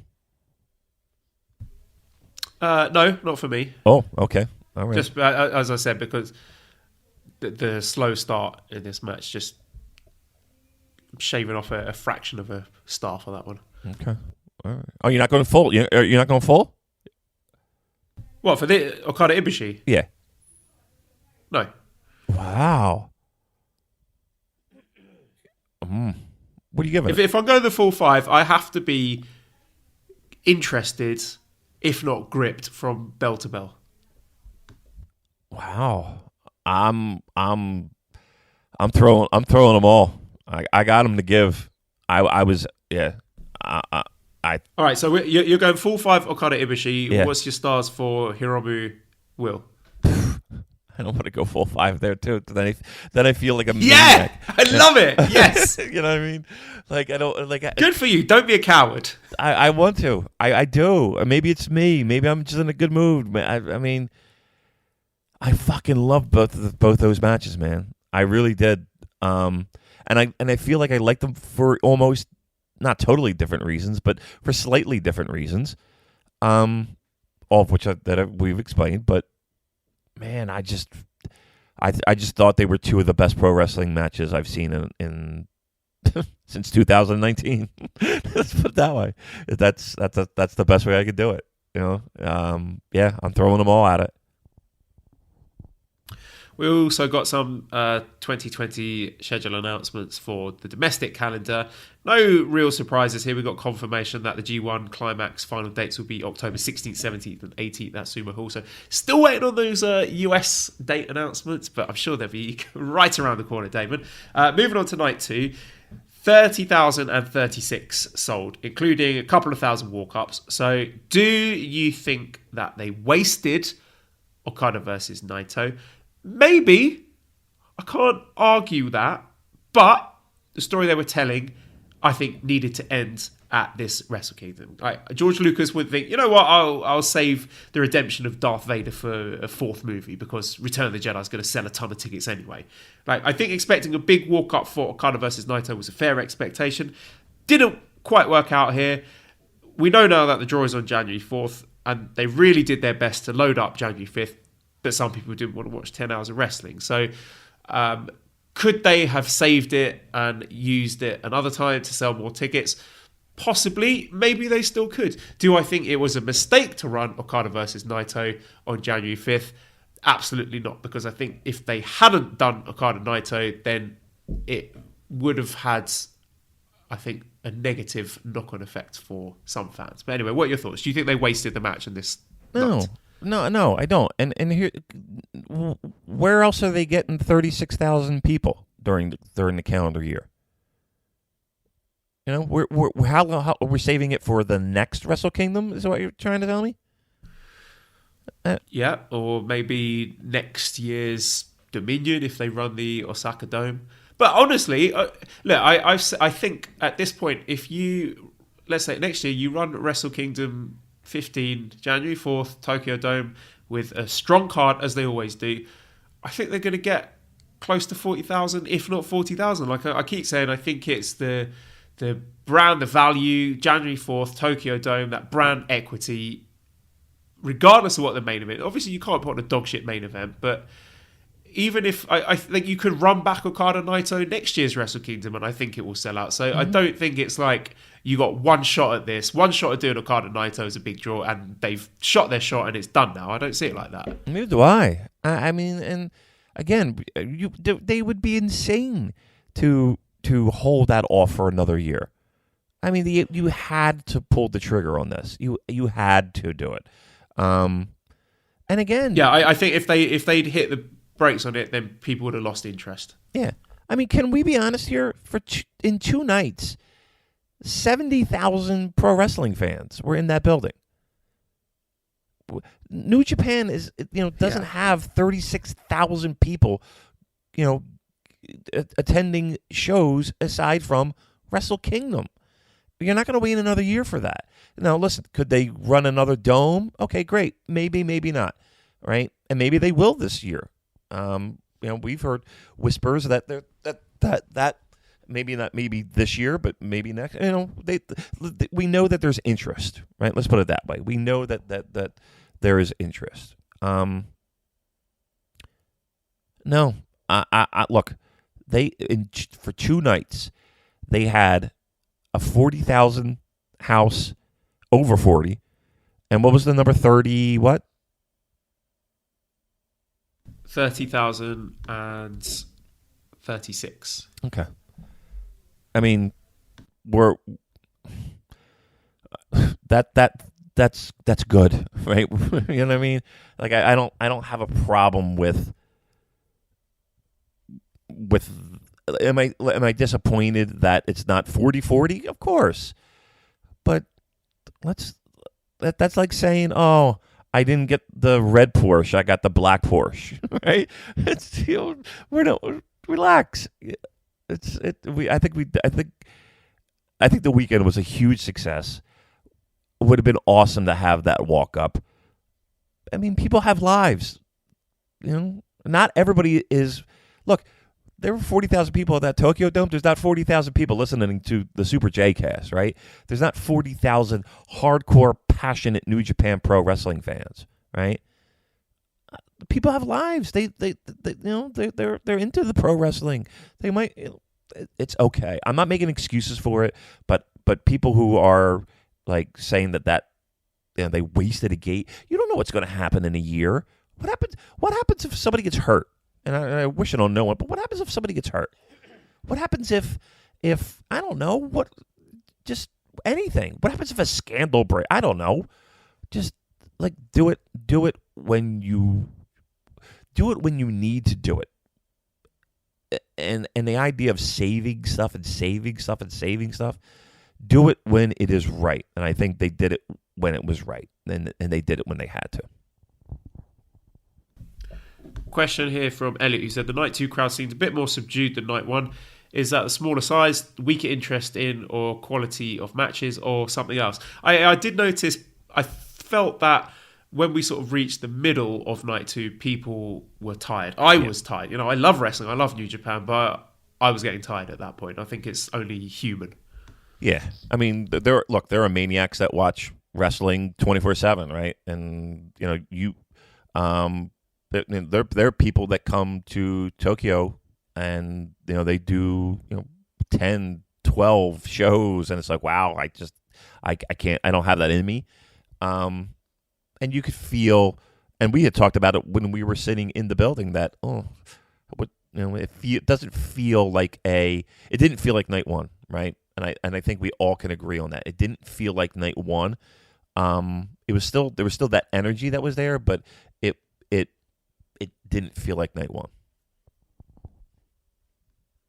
Well, let's get into the matches then. And the first match was a never open weight 6-man tag team championship match, a gauntlet match, where, well, we had lots of stuff going on here. The winners were Bushi, Shingo Takagi, and Evil. And I enjoyed this. There was some fun Bullet Club shenanigans with Gino at the start. Ishii pinned Chase Owens with a brainbuster. Then Suzuki came out. We finally got Taichi's theme in the Tokyo Dome. We got the tearaway Pantaloons. We got Ishii and Taichi resuming their 2019 feud of the year. Robbie Eagles getting a fair bit of the spotlight, and people are into him. I'm sure you heard as well, Damon, the little kid behind me calling his spots. I just heard him like, Rod Miller special, Turbo Backpack, which was very cute. And he got the pin on Kanemaru, which Robbie did, not the little kid behind me. And I thought Robbie Eagles was going to be Hiromu's next challenger, but they can keep that one in their back pocket and it will bang. And we also both put it out, we'd love to see Robbie versus El Desperado. Even Robbie versus Shingo was a tasty little morsel in this match. And there was some really good action in the Chaos versus LIJ part. I really feel that these trios matches could be good if the booking committee gave a shit. There was a little bit of a screw up with the Evil versus Ishii segment when the ref counted a premature 3 on the Darkness Falls, but Evil was like, fuck it, and he hit the Evil STF finisher anyway. I was counting Makabe bumps as well. Let me get back to that one because I've mixed up my notes here. But I would love to see an Evil and Shingo tag team because we saw a little taste of it here. We saw some of it on New Year Dash. Okay, right. So Makabe was in the ring for 2 minutes and he did not take a single flat back bump. Nice. Not to Evil, not to Shingo, but he took one for Carl Fredericks. So just let that sink in for a moment. Yeah. And anyway, at the end of this, Shingo pinned Taguchi to win the titles after a Bushi missed attack and a Made in Japan. So we've got new champs. Am I an idiot for being hopeful that they might have some fun defences? Like last year, the 4 defences in the space of a year, that's shit. You can do better than that. And hopefully we get more this year.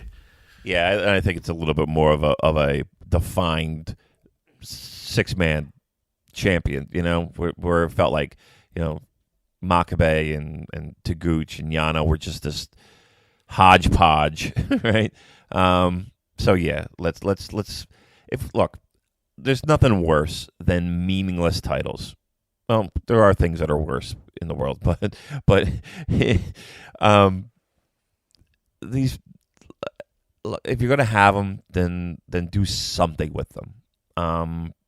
And I think that the people that have them right now, I'll tell you what, you made a mention of Robbie Eagles. He may not. It's weird how they give shine to guys. This match, it felt like he was in there quite often, right? He had a lot of time. I would love to see the breakdown of time with, who's that? Chris? Who does that? Chris Sampson, is it? Who does the breakdown of the times. I would love to see how long, because it felt like Robbie was in there a lot of the ways, doing a lot of the heavy lifting.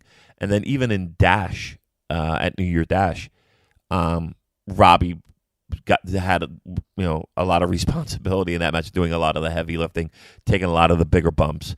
So that's good to see, right? If that kind of feels like it's a even in that regard, him getting that kind of spotlight is good to see. I was talking to him a little bit over the weekend as well. So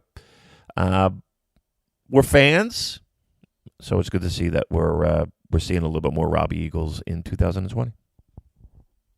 And if you could put your hand in your pocket to donate a bit of money for that disaster happening in Australia at the moment with those fires going on, then please do so. Give generously.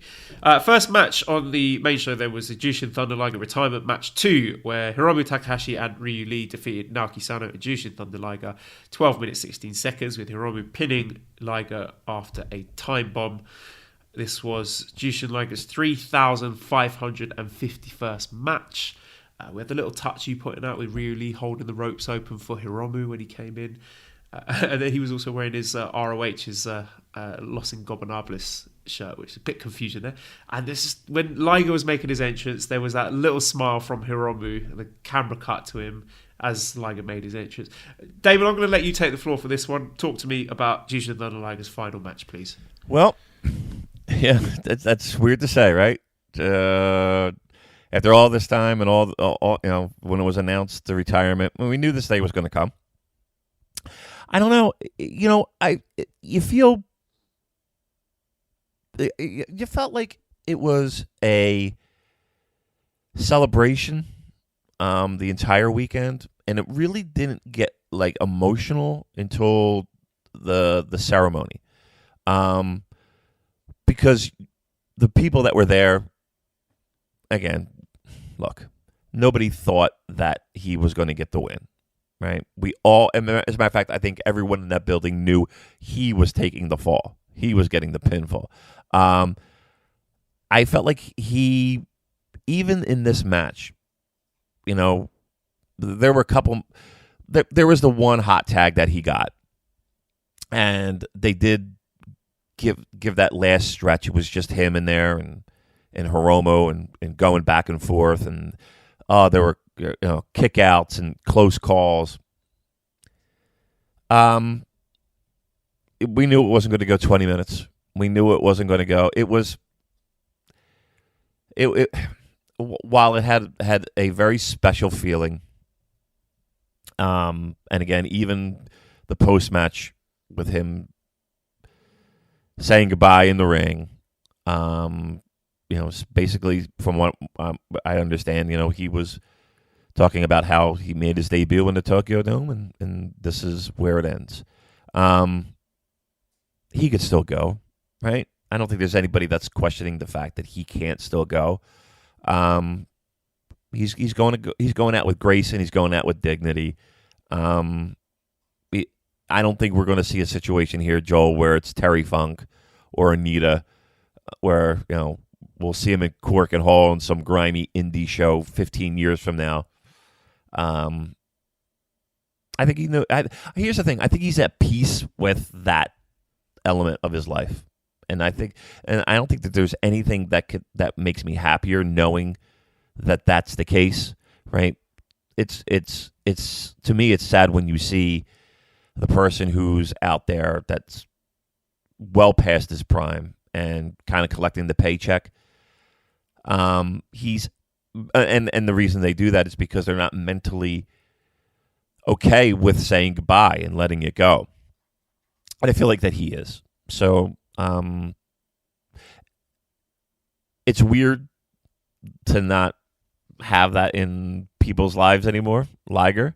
But for an 8-minute match, I couldn't ask for anything more. That's, again, for me, it was more of us giving each other sad faces, like, oh, fuck, he didn't win, fuck, and that's that. It was Dash was where it broke down. So, I thought it was a good match. There was that sound when Hiromu hit the time bomb, and the Tokyo Dome was just like, ah. It was just, I won't forget that moment. I still would have preferred a singles match. This one had a strange atmosphere. It was basically like a Liger Hiromu singles match with like a little tiny sprinkling of Ryuli and Sano. But like you say, it's great to see a guy go out on his own terms while he's still healthy and active. So credit to Liger there, and we wish him all the best in his retirement. So, next match then, second match, we had the IWGP Junior Heavyweight Tag Team Championship match with the challengers and Super Junior Tag League winners, Roppongi 3K, Sho and Yo, defeating the champions El Phantasmo and Taiji Ishimori with the Strong X after 14 minutes and 8 seconds, Sho pinning El Phantasmo. So, Sho and Yo become the new IWGP Junior Heavyweight Tag Team Champions, and we got a cool little sort of Power Rangers-ish video with Roppongi 3K at the start and Taiji Ishimori wearing a Shredder helmet. I've said before, I really like this El Phantasmo Ishimori team there. A nice mix of good wrestling and goofiness. Ishimori is a good straight man for ELP shtick. So this was a fun, well-paced match. It was entertaining. It was exciting. It had some laugh out loud moments with the rope walk, moonsault, back rake, and the double groin stomp, and the moment with the cup after the groin punch, and Rocky snatching the belt from El Phantasmo. Nice showcase of Sho's power with a double German suplex spot. I love the new finisher, the Strong X. That looked really vicious. And Roppongi 3K finally get their Wrestle Kingdom win. And I thought it was interesting that Sho's singles music played after that. and Yo put his cup in his mouth. The absolute mad lads. This match was a bit sillier than I thought it could have been, but I think they have a better pure match in them. But for the spot following Liger's retirement, I thought it was just right. Yeah, me too. It had a little mix of everything. You didn't want to come off of the Liger match and just go into it like some crazy epic match, right? But I really did enjoy it. I thought that I remember sitting, again next to you, kind of praising it, and I really liked it. And you needed something uplifting with the title change. That's a tough. I mean, we talked about following Hiromu and Will, and how do you follow the Liger retirement? When you see that lineup, you're just like, oh fuck. We gotta battle with this crowd. I thought they did good. I thought they grabbed them in. I think the title change was needed. Right, you needed to have an uplifting moment. We knew it was coming, so I thought I liked the match a lot. Tough to come off that Liger retirement, though. Third match was the British Heavyweight Championship match with the champion Zack Sabre Jr. defeating the challenger Sanada in 12 minutes 32 seconds with a European clutch, and Scampy is here to celebrate ZSJ's big win as he successfully retains the British Heavyweight Championship. And I noticed Sanada had his Boris Johnson haircut to try and get under Zack's skin, but it didn't work. And something you pointed out to me as well during the match, Zack Sabre Jr.'s facial expressions were just tremendous. Like, you can follow the story of the match just by looking at Zack's face. Like, there's such an enjoyable little caveat to the ebb and flow of the match. Like, his little annoyed and panicked expressions as his eyes are flicking left and right, looking for an escape when he's getting stuck in a chin lock, and his big gloating smile when he's reversed the move. It was a great counterpoint to Sanada's blank expressionless face, and yet another reason they're such a great pairing. And I enjoy Chris Charlton's brass eye, Clarky Cat, Kate references, so more of those please, Chris, if you're listening.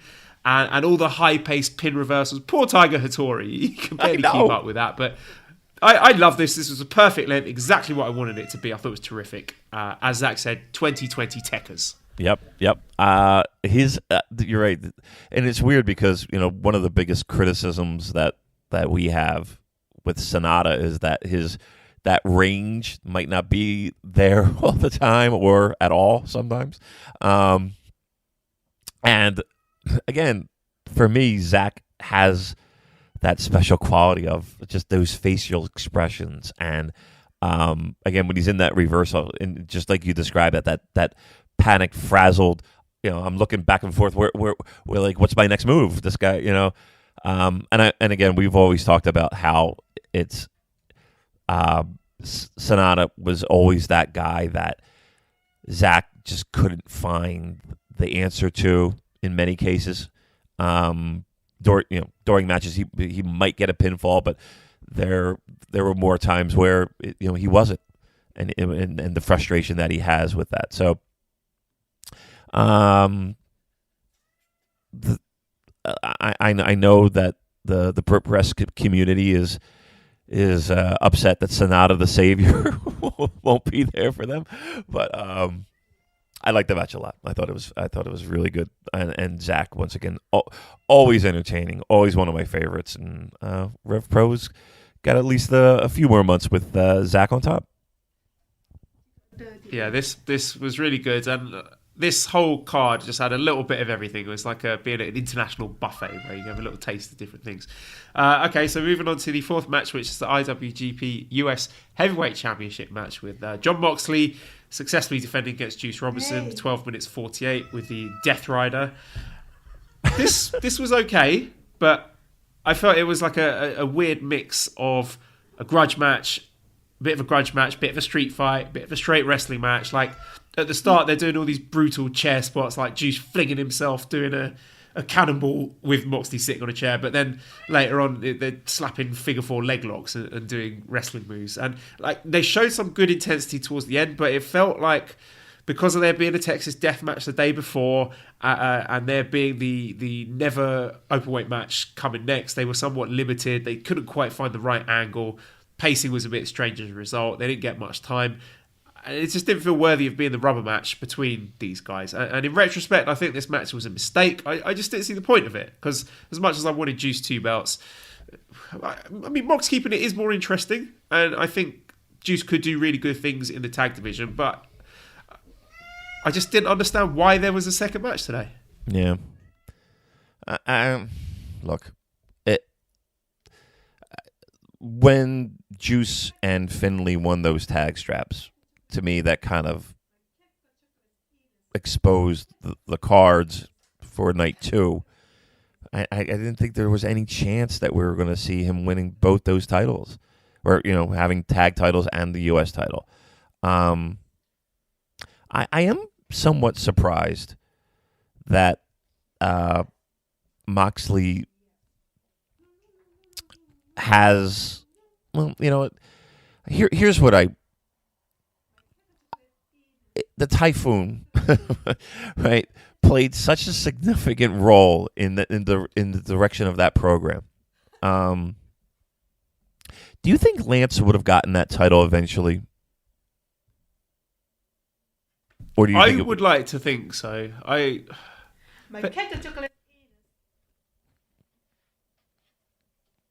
mute myself because I'm having an absolutely normal one. She's standing here dancing, flashing her knickers at me, singing "My cat's got a chocolate anus."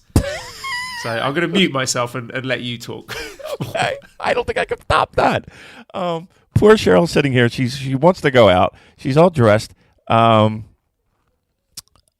you have and Mally is Joel just made mention that Mally is in her knickers as described, singing songs about right. Look, I don't know how I can follow that. How do you want me to follow that, Joel? Okay. Shall I go to the next match then? Yeah, please. This is probably our most downloaded show of the year, and it is literally off the rails. Yeah. Jay Reeseman says, where do you feel Lance Archer goes from here? Never title, or back to the US title, or the IC title? Also, why is Mox pushed for the title shot that will be important to the US tour when he can't defend it? Yeah, that's what we were discussing, like how it's the U.S. title, and unless there's something in the works, I mean, it makes no sense to have him with that title, especially with the U.S. shows right around the corner. The last thing that you want is for a guy like that, who arguably is the most likely candidate to headline those U.S. shows. You can't headline those shows, right? It's unless they're doing a quick change, right? Unless he's dropping that title again, you would think that U.S. title would be a focal point of the U.S. shows, and to have it on a guy right now that can't possibly be on them is an absolute fucking head scratcher. Now, maybe let me throw this by you.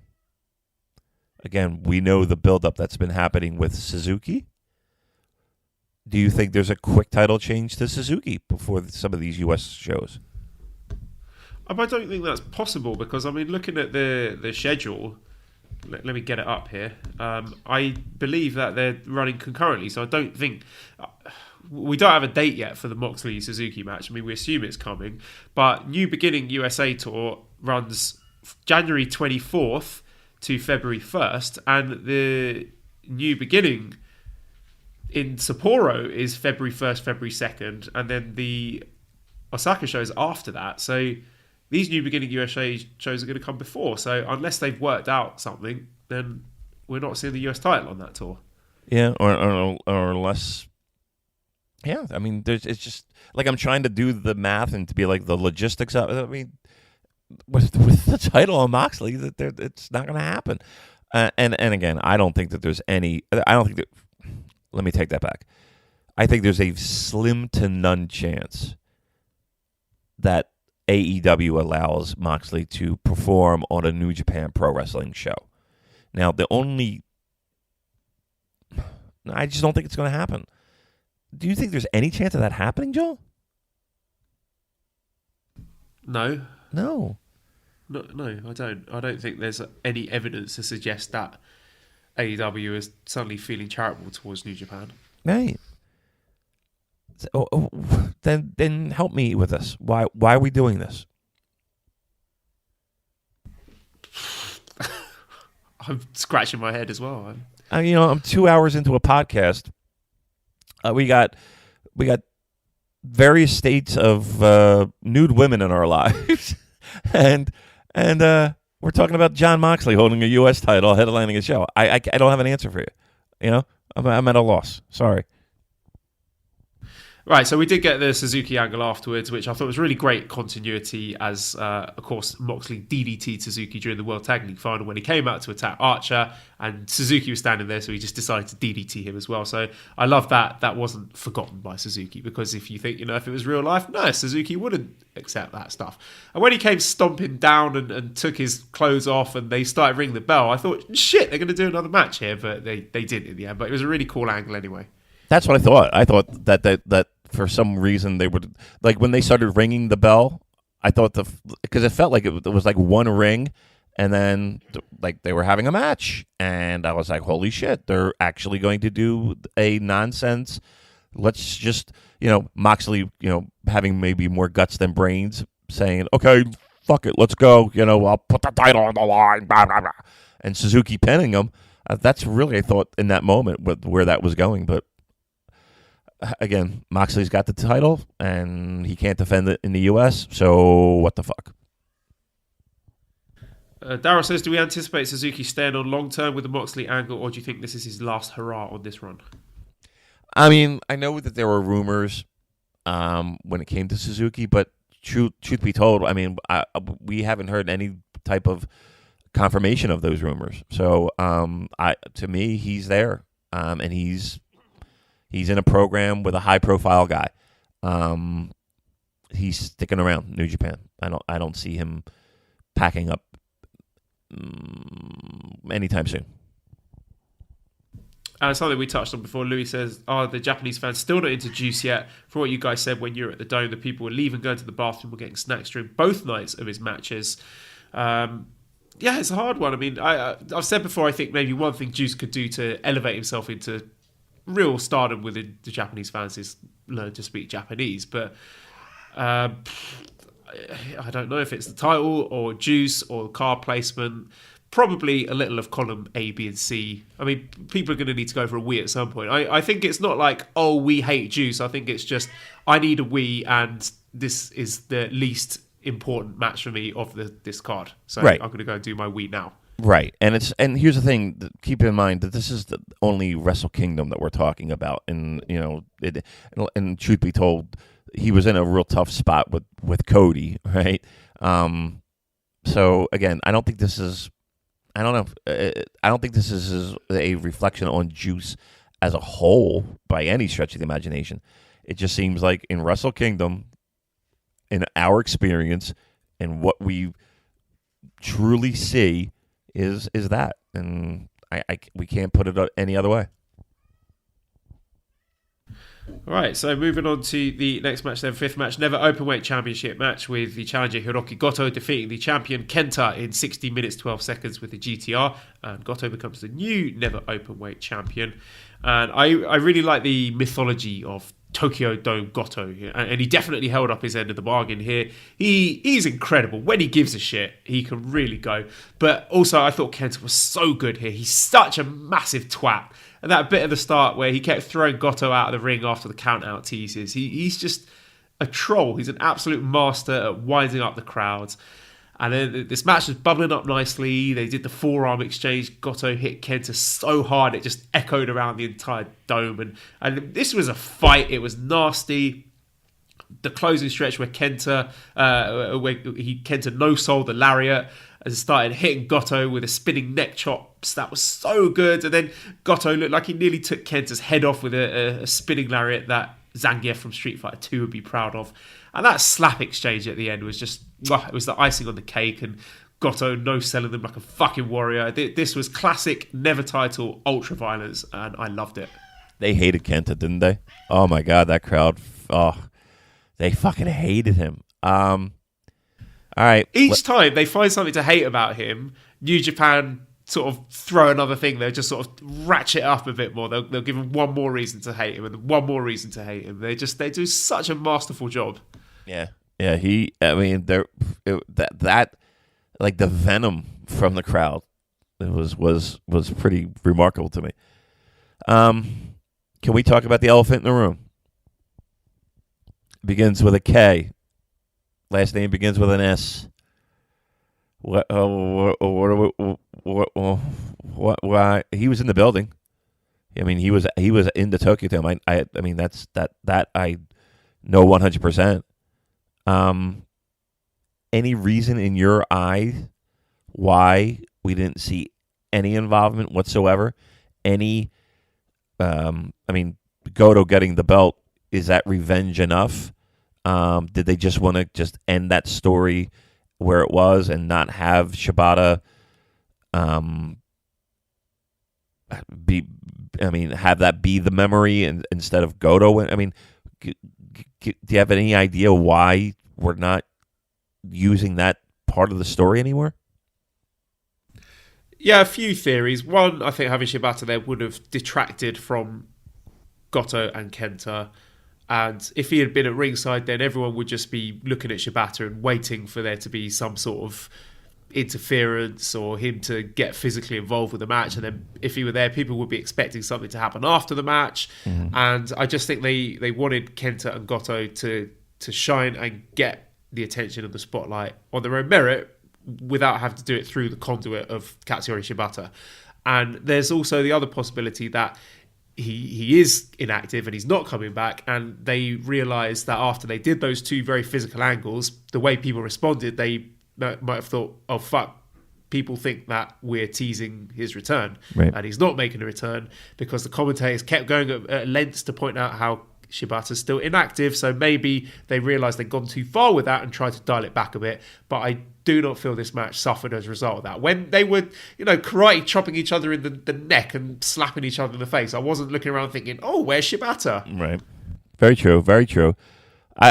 And you're right about all the things that were mentioned. They didn't want to take the spotlight off of the match, and I agree. And again, he's not an active wrestler. So it's not as important of him getting that revenge that we're so wanting, But yes, again, even if he's just meeting him at the entrance ramp and giving him the old pat on the back and pointing at the ring and go get him, Goto, it would have been nice to see. And again, maybe in hindsight, it is for the best to keep him completely away from the ring, keep him completely away from people's remembrance of the match. I don't know. There's a part of me that still wanted a little taste of that. And again, where we're headed with Kenta, what would be the point, right? So again, hindsight being 2020, it was probably for the best. I still think that I would have liked to have seen Kenta get his ass handed to him a little bit by Shibata for personal reasons. Well, who knows what will happen in the future. They're building Kenta up to be such a super heel at this point. You can't rule anything out. Sixth match was the special singles match, the losers match, as Jay White defeated Kota Ibushi in 24 minutes 58 seconds with the Blade Runner. A lot of interference in this match, which I think helped to protect Ibushi. Even though he was 0-2, I thought he looked strong coming out of both matches, because here, there were interference, the brass knuckles and the bull shot and all this other stuff. And I think he'd have looked like a bit of a chump if he just lost clean here. And this is Jay White. This is what he does. Sometimes he wins clean. Sometimes he doesn't. If you don't like it, you don't like it. I'm not going to sit here and tell you you're wrong for hating it, for hating the interference. But you can't say, oh, Jay White's a failure, because I think he gets really good heel heat. There were huge boos when he was doing like the mocking tranquilo pose and acting up to the crowd. And also, let's not pretend that interference is a new thing in this company. Let's not forget how Tetsuya Naito won his first IWGP title. There was a big Sonata interference spot, and let's not forget, if I remember correctly, didn't AJ Styles win his first title after a Yujiro interference spot? And New Japan tends to always have one main eventer who does this, and you don't have to like it. If it makes you want to watch something else, then that's unfortunate. But I don't believe it's driving away fans in their droves. And I personally, in this match, found it engaging because it made me think that there was a realistic chance of Ibushi losing, which he did in the end. So I thought it was exciting. Well, where do you stand? Yeah, look, I'm not a big fan of bullshit, right, and nonsense. But in that same regard, it did make Ibushi at least feel like he had everything up against him getting a win, right? You're right. If he just took a Blade Runner and have it that be that, he would look a little weaker, right? And I wouldn't go so far as to say that Ibushi came out of this strong. Anytime you eat 2 pinfalls in consecutive nights, it's not. Maybe not a super positive, but again, they threw everything at him and made it feel as though that it was a hill that he just couldn't climb. And I'm okay with that. Look, somebody was going to go 0-2, right? That the biggest question mark that we had going into these shows was who was that going to be? And would they be okay at the end of night 2 going 0-2? And I think Ibushi has that, and I think that the way that they booked it, what else could they possibly fucking do? Yeah, and it did create a lot of sympathy in my eyes for Ibushi without losing any sort of credibility of him, to the point at which I am now, having seen him lose twice, one in such, agonising, brutal fashion, and the second after such a load of bullshit, that makes me think, you know what, I want to come back in the future and see Ibushi get his moment of glory. I want to see him win the big one because I've seen him go through these tragic failures. So I think there's something to be said for that as well. They've made a bit more, maybe, of an emotional investment in Ibushi, seeing him go 0-2 like this. But, right. And I know storyline wise they gave Ibushi that G1 win because, that's what he was bringing into this contest, right? He was the G1 winner, so he's part of the 4-man mix. And I don't want to go so far as to say that it made that G1 final win, insignificant. I don't want to say that, to have the G1 winner lose twice. Look, again, somebody was going to have to lose twice. They found the way to give it to a guy who could take it, and they did it in a way to lessen the blow. 7th match, the Forbidden Door match, was Chris Jericho defeating Hiroshi Tanahashi, 22 minutes 24 seconds with the Walls of Jericho. I love the Tanahashi videos at the start where he was dressed up as Chris Jericho and in his makeup, mocking him like that. And when Jericho came out, there was that gradual tease. Did he bring the AEW title? I even tweeted out that he hasn't brought it, and then he whipped it out with his grin on his face like, I fucking got you. And this is great, David. This is just two rock stars, two of the absolute greatest of all time, putting on a masterclass of entertainment. There was nothing overly ambitious. Like, these guys, they know what they can do, they know what they can't do, but it was just an absolute joy. Like, they nailed all the big spots, all the lion salts, the code breakers. But more than that, it was the character work, and I had a huge grin on my face the entire time. All the air guitars and stealing each other's moves, and Jericho getting on the top rope and doing his air guitar, and then doing his schlubby old man version of the high fly flow. Just both guys looking like they were having the time of their lives out there, and managing at the end to build such incredible drama out of the Walls of Jericho. A Boston Crab.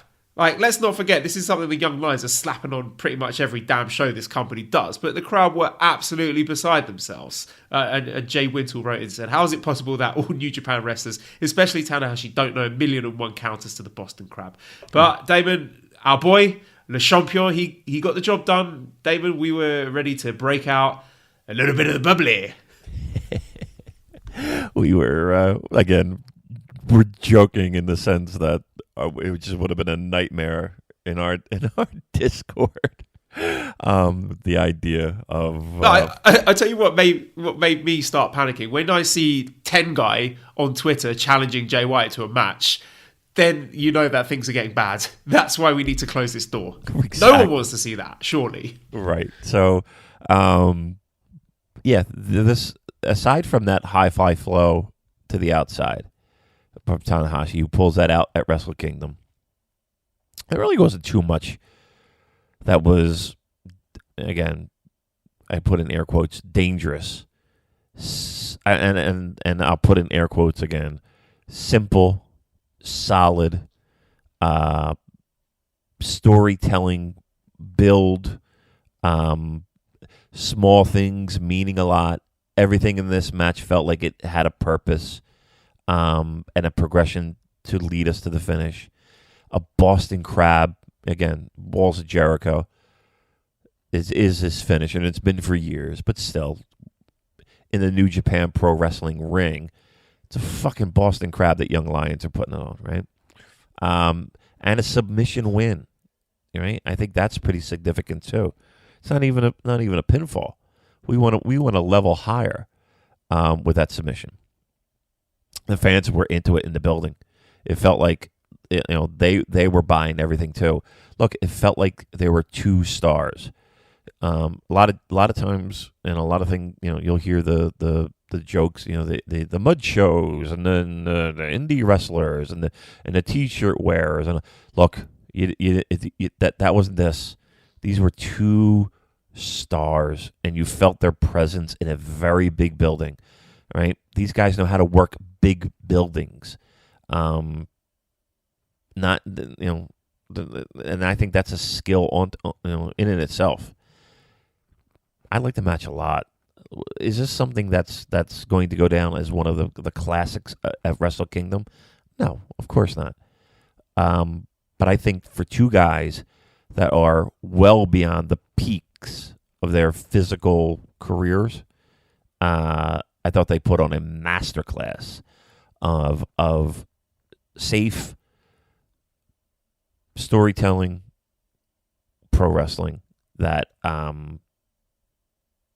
I thought that the subtleties and the less is more attitude made it feel, strangely enough, even more impressive and even more impactful for the match. So yeah, loved it. Sorry, Tana, no title shot, and hopefully we could put that to bed.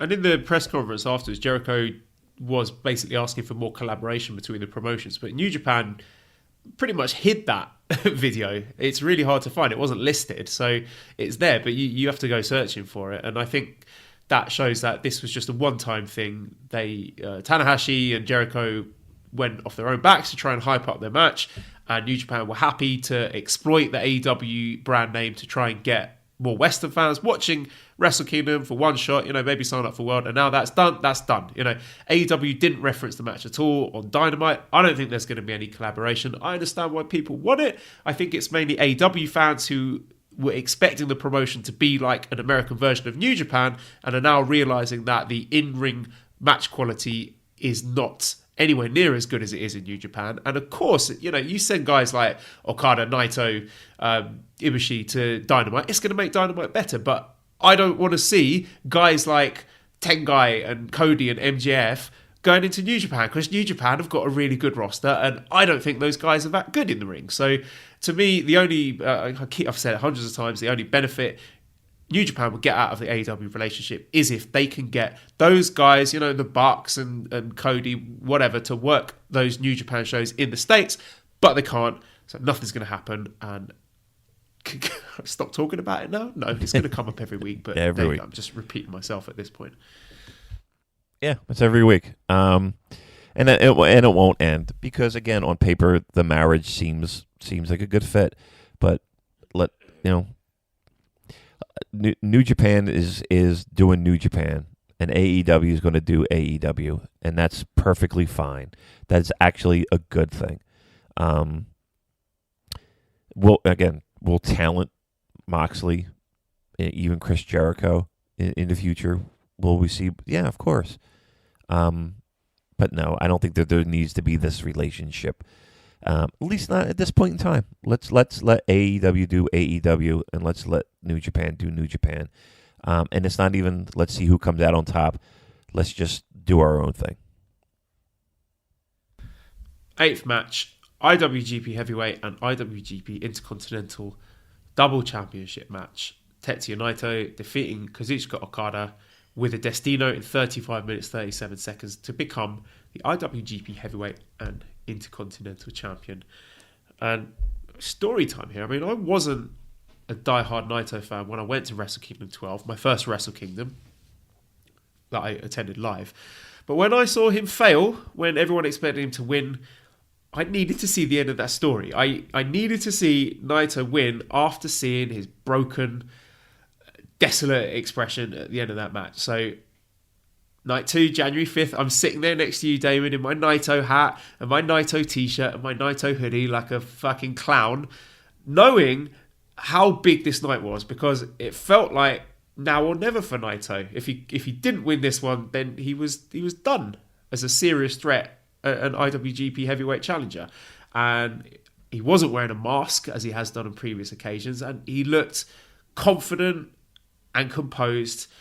And with the entrances and both guys coming out in their white robes, just looking absolutely glorious, it felt like two gods were about to go to war. And the atmosphere was electric. It was like a cup final. You had the same tension and fear and excitement in the air. And I was on the edge of my seat throughout, because you could never rule out the possibility that the Naito fans would get fucked again.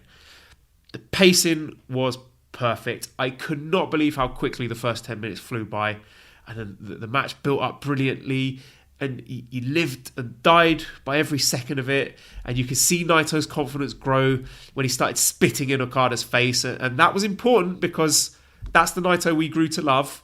And then we had Okada gradually lean into his prick heel side when he realised that this is not the same Naito that he'd comfortably beaten in the past. And he'd have to take every advantage he could. So he started going after Naito's bad knee. And they didn't do that too early. It took nearly 20 minutes. And it was done incredibly well. And there was a heart-stopping count-out tease that I genuinely bought, because he was so far away when, it was hitting 17, 18, 19. But then it took Okada another 10 minutes to go back to it after Naito defiantly spat in his face and Okada's like, fuck this guy, and started ramming his knee into the mat. The crowd started booing. And that knee work paid off in the moment where Naito hit the Destino. And he really cleverly shifted his weight, so he landed on the knee, and then he couldn't make the pin fast enough because of the injury. And then I nearly died when they did the Wrestle Kingdom 12 finish callback of the Destino getting counted into the spinning tombstone and the Rainmaker. I honestly thought that was it.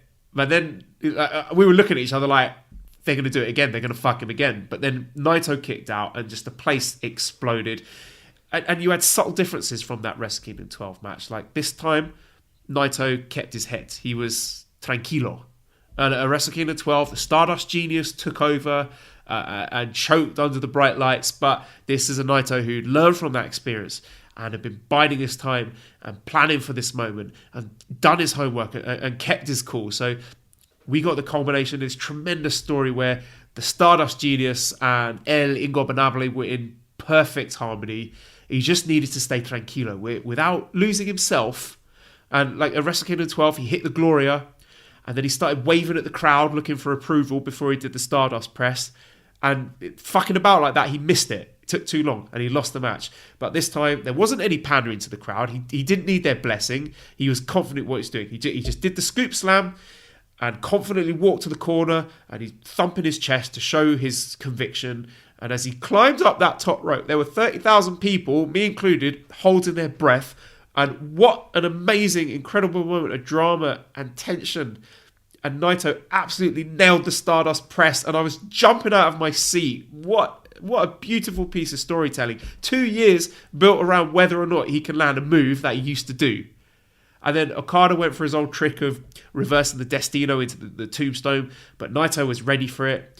And he's thrashing around because he knew it was death or glory. And he had a new move up his sleeve since last time, just for this moment, the Valentia. And that was enough to make the difference. So he could hit that decisive Destino, fulfill his own Destino.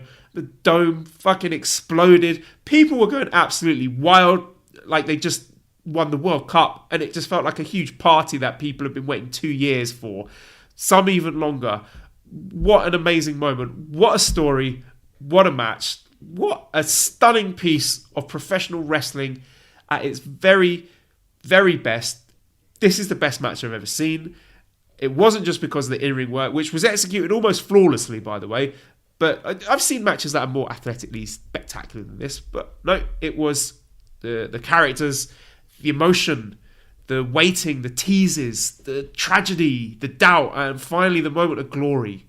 And there is nothing like professional wrestling to scratch that itch. Video games don't do it. TV, movies, books don't do it. You're not in control. Sports don't do it. And this match made me pity people who don't understand the crazy ride that pro wrestling can take you on when it's done right. And it's not always done right. It's rarely done right. But when it's fucking nailed perfectly like this, it will create memories that stay with you forever. And this was one of them. Brilliant, right? I mean, you couldn't have said it any better. Look, I've gone to live shows for many years, and I've seen the Road Warriors and that pop that they get, and I've seen Hogan, and I've seen Piper, and I've seen Flair, and I've seen Dusty, and I've seen Liger and Tanahashi and Okada, and again, the list goes on. And I've been in buildings where it's been crazy and the heat has been unbelievable. I'm that 3 count hit, and I'm looking around that building, and I'm just seeing pockets of the way that you described it, like the World Cup win, just people holding each other, jumping up and down and hugging each other and just jumping up and down in absolute joy. I see this one guy, he just double fist screaming at the top of his lungs in pure joy. Like you could tell this dude, has been on the entire ride. From a pure, what is pro wrestling? What is it supposed to be? And how it's able to wrap you in emotionally, and the sport of it, and the theater of it, and the drama of it, and the emotion of it, and when it's done right, and not hokey, and not making light of you or your fandom or the seriousness of a moment. When pro wrestling is done perfectly, I think the end result is what you saw there. An unbelievable moment, and one that I'll take to my grave.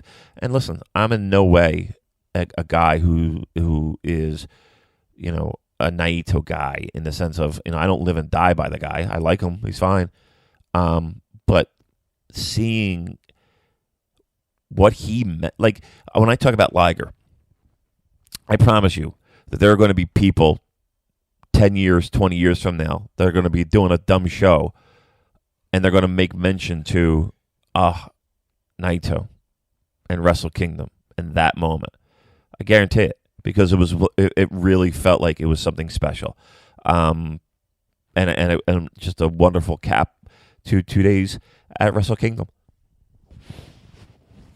So Okada and Naito, they're 5-5 now, and I'm sure they're going to meet again. This was the first non-Okada or Tanahashi Wrestle Kingdom main event winner for 10 years. And we had Naito doing a little callback to Wrestle Kingdom 12 by calling out to Okada after the match and saying, "Let's do it again." And Okada raised his fist, which was such a cool moment. And then Naito goes for the roll call, and he's doing his little speech, and he does the eye thing and the fist thing, and he's doing his grammatically incorrect roll call. It's apparently supposed to be nosotros somos los ingobernables de Japón, so he's missing a verb there. And then as he goes, Los Ingobernables, and I was standing up, I was chanting along with him, I was shouting, Los Ingobernables! Fucking Kenta. Jumps in the ring, batters Naito. The fans were absolutely livid. I hated this. I was so angry, and it was brilliant. It was nuclear heat. Kenta had this massive shit-eating grin on his face. And from my opinion, I think this was a genius move. What did the Naito fans really miss? 2 words, right? So to me, I thought it was perfect. We got the moment of glory. We got him with his 2 belts. We got his music playing. And I think it's smart to keep the LIJ fans salty so they keep tuning in, because now they want to see Kenta get his ass kicked, and they want to see that full roll call, which hopefully they're going to see at New Beginning in Osaka. So I thought this was really smart. Are you in agreement? Yeah, I am. Right, the only thing that they missed were the streamers, right, at the end, and the party at the end. Now, instead, you're right. It's there to lure in those passionate Los Ingobernables fans that have stuck by Naito 100%. And again, people might think that, here's another little tiny dig at Naito. He doesn't even get the full fucking party at the end. Well, yeah, because you guys wanted that party, right? And now you got a guy who took it away from you. And now you are going to then spend your money to see Kenta get his ass kicked. That's called pro wrestling. That's why it's great. So, no, I didn't have a problem with it. I thought it was actually really well done. And you're right. Whew. There were people in that aisle as he was going up, and we were right there, right near the aisle. He was getting it, and he was getting it good for those fans. And again, not just And sorry, David, to interrupt. The key thing is that Kenta's getting that heat and the hate, not the bookers. Correct. It's not like fuck this company. It's fuck you, Kenta. Correct. You did this. You're a little shit. Right, and that's. Trust me. Whoever's writing this stuff is smiling ear to ear, right? Because that's pro wrestling. So again, it's good that you feel that little taste in your mouth, that you didn't get everything that you wanted, but you did. You had a great night. You had a great moment. You had everything that you could ask for. And now you're going to have a little bit more, because now you have an interesting program with Kenta, who, again, those fans fucking hated. Oh, my God. Seriously, like screaming hatred. And again, not just American, the American fans that you would typically expect. These are people that you would generally consider reserved, just letting it all hang out. So, again, Pro Wrestling 101, great job. Loved the show. Super thumbs up. Great match. And a great weekend at the Tokyo Dome. And look, again, I'm bringing the wife, and she's not, by any stretch of the imagination, a pro wrestling fan. She likes pro wrestling in the sense that I enjoy it, and that she has a knowledge of it, but she's not tuning in every week. And she left that building, and she's like, that was fun. That was really fun. And it helped her enjoy Dash even more, I think. She saw the passion in us. She saw the passion of 30,000 plus at a big building, at a big event. And I feel like there was almost like a light bulb, like, okay, I see why people can dig this, and I see why you guys do what you do, because that was pretty cool. Yeah, I think Kenta is a perfect first defense for Naito, and it just proves that old thing, like losing the Never title to Kota at Wrestle Kingdom is really good for your career if you track the history of other people who've lost it. How long do you think Naito's going to reign for? Because I could see him holding it until the Dome next year, personally. Yeah, I think we got a year of him as champion. I don't think this is not going to be a quick one.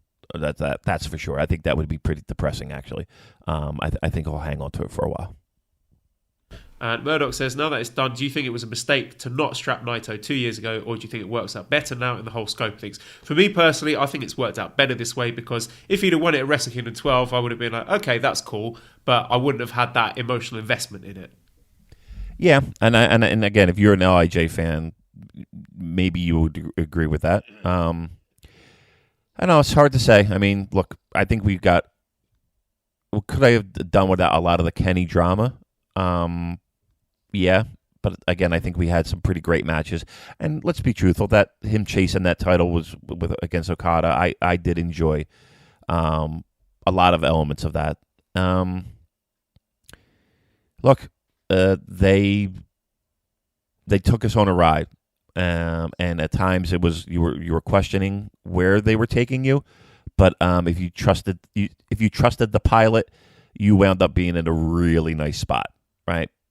The views are pretty amazing from here. So, and I'm sure if you're even more of a passionate fan than I am of Naito specifically, you like the view right now.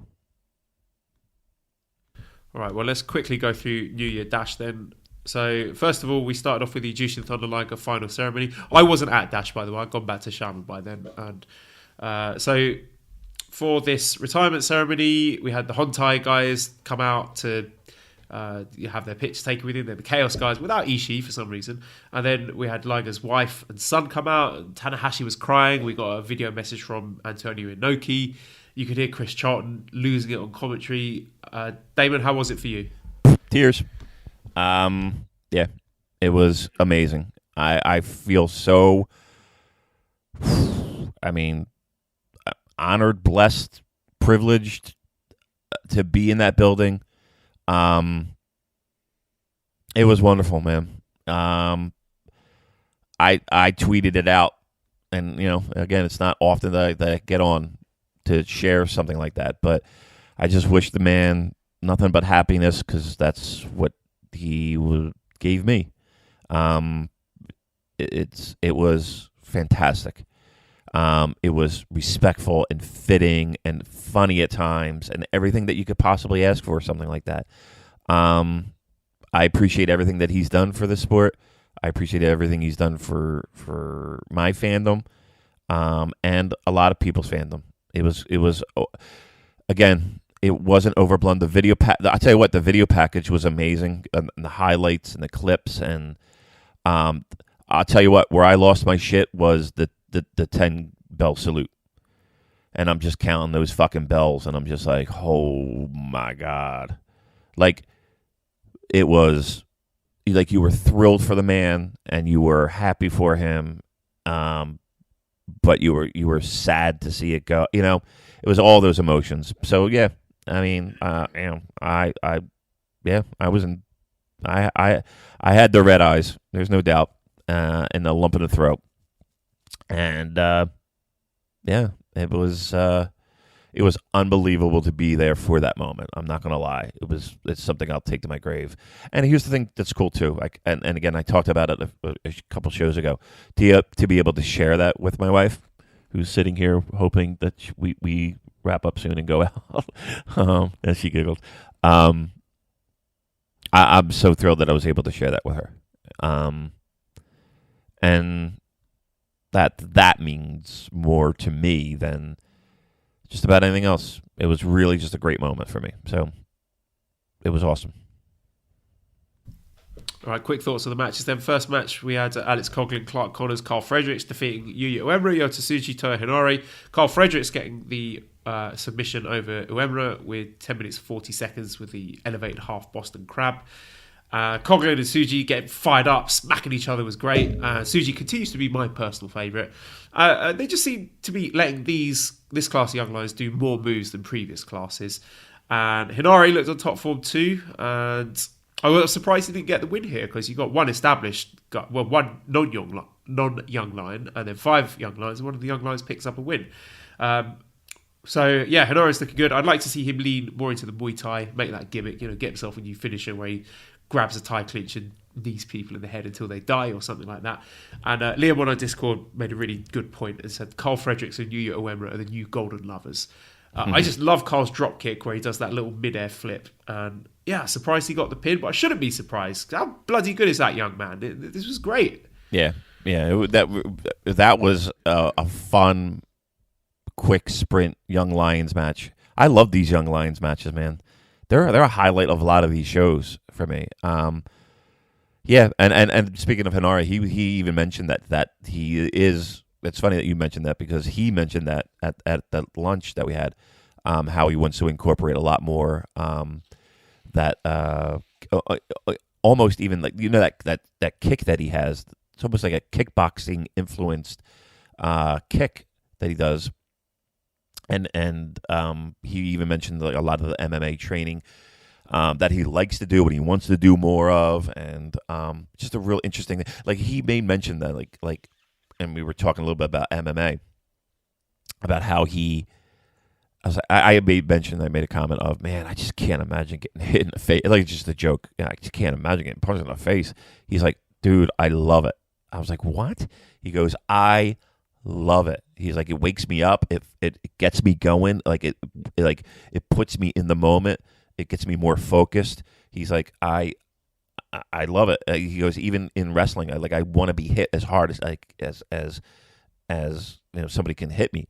And I was like, all right, well, who's hitting you the hardest? And he's like, well, he goes, Suzuki.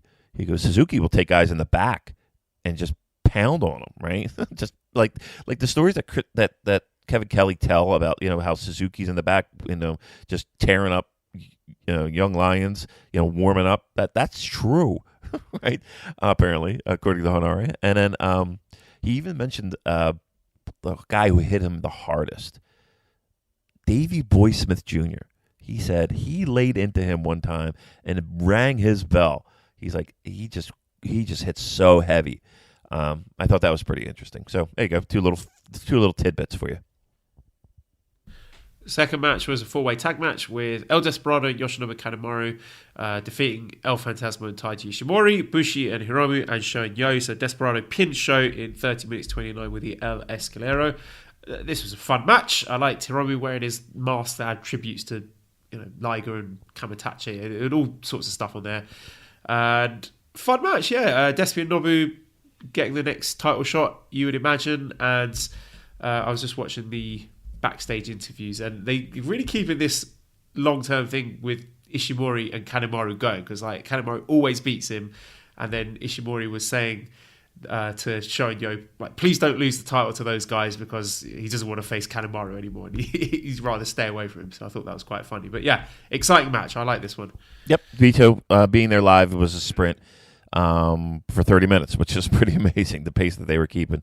Yep, I mean, it could have been easily a clusterfuck with all the people in there, but it wasn't. It looked like they everybody got times to shine, but it wasn't a mess. So and being there live, it was pretty exciting and lots of energy. Looked good. Third match, Kota Ibushi, Hiroshi Tanahashi, David Finlay, Juice Robinson defeat Chase Owens, Fale, Tangaloa, Tamatonga. Ibushi pins Chase Owens in 11 minutes 39 with a Kamigoye. So this was an Ibushi rehab match. Andrew says, what are your thoughts on Ibushi moving on to the tag match with Tanahashi right away? I think it'll be a good match, but was looking forward to seeing what he'd do in singles following 2 losses. Would it weigh on him, etc.?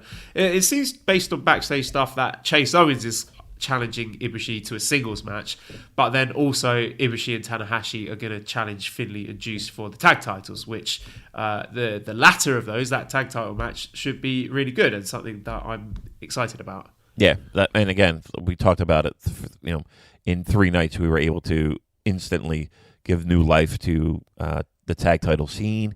I love the idea of Tana taking a little bit of a break in a tag situation. If possible. I like the idea of Ibushi and Tana. It's kind of like a little bit of a dream team for Finlay and Juice to get a title defense for. I don't expect titles to change hands, but I'd actually be kind of shocked if they did to Tana and Ibushi. But I like the idea of those 2 guys challenging. I think it's a very sexy tag team. Fourth match, we had Shingo Takagi and Evil defeating Ishii and Hiroki Goto. 16 minutes 28 seconds. Shingo pinned Goto after Last of the Dragon, and I can summarise this match with this sound. David, this was fucking great. This is one of the best New Japan tag matches I can remember, and I really hope these tag teams are long term. Shingo and Evil didn't even bother to bring out the fucking 6-man belts, but I mean, aside from that, this was the beefiest, the lariatist match of all time. It was awesome. Yeah, this is what those anti Jay White in ring fans. This is their wheelhouse. This is what they live and die for. These type of matches. Yeah, live. Let me tell you. Again, I use Cheryl as a barometer here. Like, she's like, what the fuck? Like, some of these shots, she's just like, holy shit. Which made me laugh. I was actually enjoy that. I look, Okada and Ibushi and Will and Hiromu and all, great matches. I think this tag match is in the mix for one of the best matches of the weekend. Thoroughly enjoyed it. Small, intimate crowd, heard every shot ring through the arena, which is a really cool arena. It's very circular. It felt like. Loved it. I thought this match ruled, and this is what the fans of the beefy pro wrestling, they had their pants down during this one.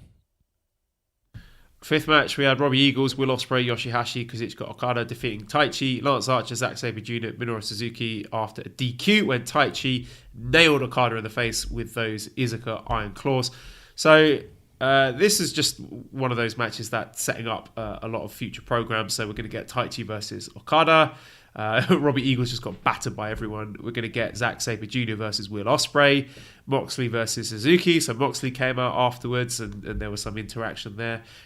So yeah, just a setup match for stuff that presumably we're going to get a new beginning. Yep. Just this is your if Wrestle Kingdom is your end of programs, this is your beginning, and this match helped set the platform for a lot of that we'll see in 2020.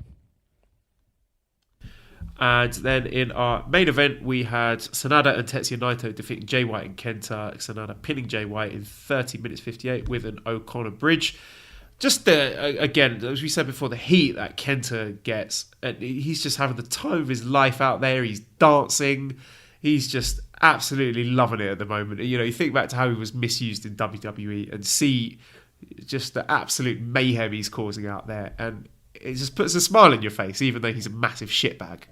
Yeah, I mean, it is amazing when, I mean, not to be negative, but it's amazing what you can do when you're a promotion who takes this shit somewhat seriously, right? And makes an effort to play up the strengths of a character as opposed to just shoehorning him in and doing what's going to get me a 70-something-year-old guy a giggle. He's a heel, and right now, to me, he's the hottest heel in the business. There's not a lot of guys that get that nuclear heel heat. He's one of them. Here's the thing, though.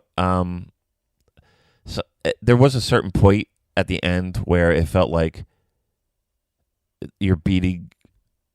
Like, we get it, your heels. You know what I mean? Like, you don't have to keep going with it. It felt like it went on a little while, but look, they were able to milk it for all it's worth, and he's the hottest heel in the business right now. So overall, Damon, were you satisfied with this episode of New Year Dash? Because I thought it was a really fun show, but a lot of people do work themselves up into a real frenzy with their crazy theories, and this is going to happen, this swerve, this person's going to betray this one, and there's going to be a faction shake-up, and this person's going to return, this person's going to debut. They are not making themselves disappointed. Well, I mean, you can come up with any crazy booking fantasy scenario you want, and then wind up being disappointed. I like the show a lot.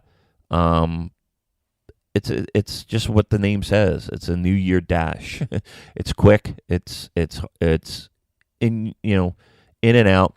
I think they set up some really interesting programs for 2020. I don't think everything has to have this major, earth-shattering, groundbreaking angle or debut or what have you. And here's the thing: they set up things like they normally do. I mean, last year, it was the Jay White showcase, right? And it ended very similar with Kenta. A year before, you had Suzuki-gun re-debut. Okay, I don't know what people expected. That's what I don't. I don't know what people expected.